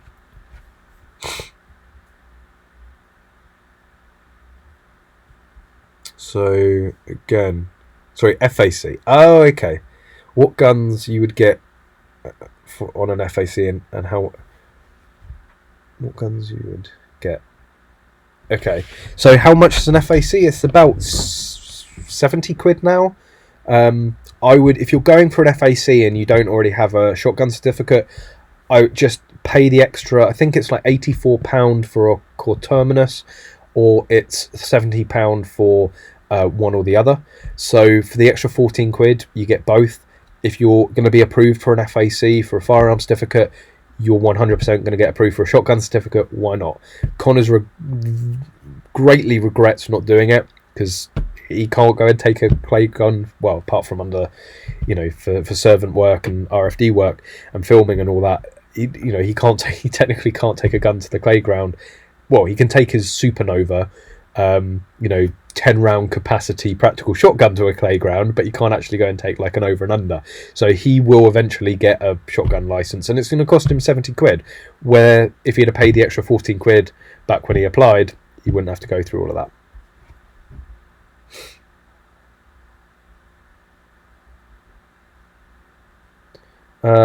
What's that about Patreon? Someone so Point Blank Simulator, I suggest signing up to Patreon so people can support your channel monthly. We're already on there. Let's have a look. Patreon. So it was really annoying, because I know there was a number of people that were, I was very grateful for. They were donating via Patreon. They had subscribed, and of course, when I shut the channel down, I cancelled it, and I started it back up. There's currently no one on Patreon. I'll get the violin out, shall I? But I'll find the link for you quickly. English. Oh no, where is? What do you think if you type in Patreon English shooting, it would come up, right? Come on, Google, don't let me down. So I'm sure it's riveting watching me search for my own Patreon. What? Is it down? Find a correct English shooting. There we go. Making shooting videos. Yeah, so if you want the honour of being the first Patreon supporter, well, sort of first new Patreon supporter, there's a link. If you wanna support the channel, you can do it through there. You can donate on here. You can go on to bluefieldsports.co.uk and buy a patch. Loads of different ways. Or you can sit there and not spend a penny, because I'm going to do this anyway. It's up to you. But yeah. So no Patreon in the description either. Have I just gone full potato? I'm not even going to try and play around with the... I do put it in the videos, I swear. Let's test. I mean, it's not very professional of me as a YouTuber not to do it, but let's have a look at a recent video. I swear it might not be in the description of all the videos, because I think I went through and took it out. Yeah, if you go into the description of any recent video, it should be there, the link. If it's not working, please let me know. Probably would explain why no one signed up to it.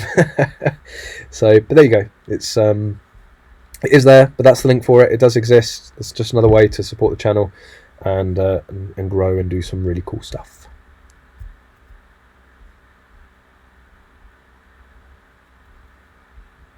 Oh, so Martin's asking, what am I going to spend on guns? Yes.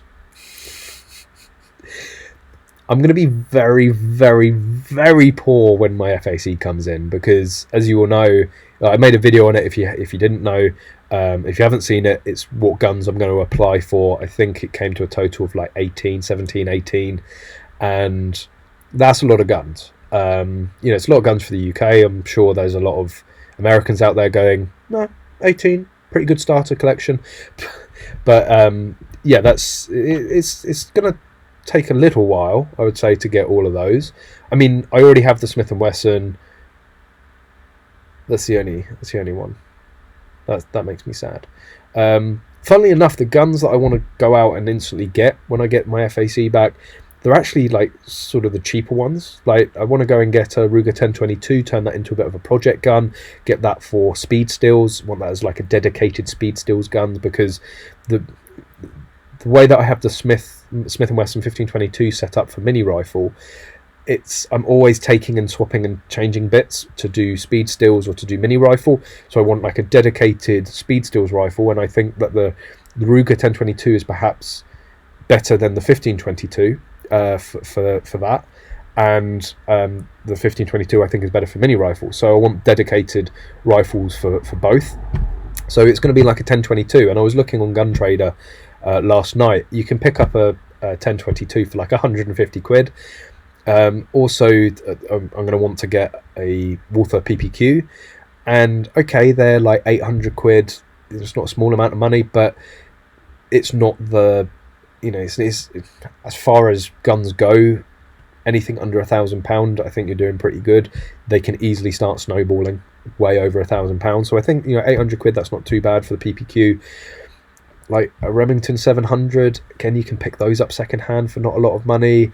And Enfield, they're getting more expensive. Mosin, they're getting more expensive. So it's, yeah, in total, I don't know. It would take me a while to go through them all. Probably trying to think what the most expensive of all the guns would be. I suppose it like depends what Enfield I go for, because again, sky's the limit with those. But might even be the Marlin. No, because I wasn't going Marlin 1894. I mean, I know they're, yeah. It's come to think of it, a lot of the guns probably be the straight pull. There we go. I think I will probably end up spending the most money on the straight pull because of all the extra bits that I end up buying for it, the scope and all that. I can see that being, over the course of a period of time, you know, being potentially £2,000 or £3,000, which I know for an AR isn't necessarily expensive. I know you can spend a lot more than that, but unfortunately, what you would get for 2,000 or 3,000 here would cost you like 1,000, 1,500 quid out in the States. So that's just unfortunate. Competition Section 1 shotgun, I mean, a Benelli M2 SP, they can get pretty pricey. I honestly don't know, but out of those 18 guns, if I say it averages at like £600 a gun, it's probably being a bit optimistic. You're talking, oh god, that's a big number. Oh, that's like, yeah, that's a lot. I've just realised how much that's going to cost. It's going to take me a little while to get all of those. Let's just say that I'm probably going to go and spend about £1,000 straight up. That's probably something more definitive I can say. So as soon as my FAC hits the door, I'm going to go out, get a Ruger 1022 PPQ, potentially a second Smith & Wesson 1522. So I probably need to start budgeting about 1,000 to 1,500 quid so that I can go out and get a few of those guns, and those are guns that I will literally go out and get and go straight running into competition with. The gallery stuff, is, you know, I do a little bit of gallery as it is, but I need to learn more about it. It's going to be a much slower period. I'm probably going to put that off, but you know, long barrel pistols, Section 1 shotguns, mini rifles, that is where I will be focusing the majority of my attention. But then, you know, I want to do more long range shooting, I want to do more gallery shooting, I want to do more, you know, historical shooting. You know, I love the Enfields, love the Mosins. I want to get more into that, some CSR with the Mosin, and I probably wouldn't do it with the Mosin, but the Enfield. So yeah, there's this whole breadth. But yeah, I'm gonna ignore that I worked out roughly how much everything would be. I'm gonna try and ignore, but yeah, I'll probably go out and spend about £1,000 to £1,500 straight off the bat on guns that I'm gonna want to use straight away in competition. I hope that was a very long-winded answer, but it's not technically a yes or no question.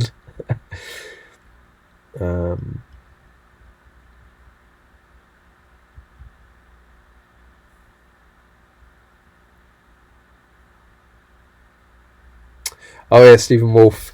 Did you manage to find out how you withdrew the money from your YouTube, the donation money? Yes, it's it comes through. It all comes through AdSense. So of course, with YouTube, YouTubers will get a cut of the ad revenue from the videos, the adverts on the videos, which is why watching adverts on your favorite YouTube channels is supporting the channel. It might be a bit boring, but it does support them, and it's just lumped in with that. So it all comes through with that. So yeah, that was cleared up. I found a web page that explained it all. So I was worried. I thought there was going to be like this stash of money somewhere, and I had no way to get to it. But yeah, it's paid automatically. You get paid once a month. It's a minimum payment of 60 quid. So as long as you've got like over 60 quid in ad revenue, it will pay you each month, whatever it is. But of course, with the donations recently, the donations have dwarfed what the ad revenue is, which is absolutely incredible. So once that comes through, it does take about a month for that payment to come through. So it will be later this month, and once that comes through, I'm probably, I think I'm just about there. I think I can sort of make up the rest with the A7 III, and I just want to get it. I'm going to be buying the body only to begin with, and then I'll start thinking about lenses, although that's painful because lenses are horrendous for Sony cameras. But yeah, I found out where it was. All get paid automatically, so don't worry, all your donations will be put to good use.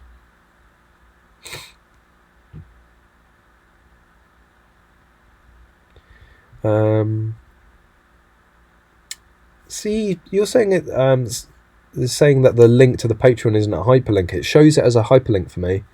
I don't know what's going on there. Maybe there's. Oh, it's also on the channel. On the channel banner, there's a. There's like the little dots, and it's on there, so you should be able to find it. Callum, get the JP22. No, definitely not. Smith & Wesson 1522. And then you got more money for ammo, right? Be interesting to see when the mini rifle weld shoot happens. Yeah, I thought they had set a new date, or maybe there was a couple that they hadn't. And Dan was saying I could come and try the NRL22 for a mix of practical precision. Yeah, I'll be up for that. Again, I want to try as many disciplines, as many areas of the sport as possible. I'm not saying that I may enjoy all of them. I'm not saying that, you know, I will go head first into them all, but I want to get as much varied. I want to know what's out there, basically. You know, just like practical evaded me for a couple of years and I found it and absolutely love it, there might be another discipline out there that I fall madly in love with.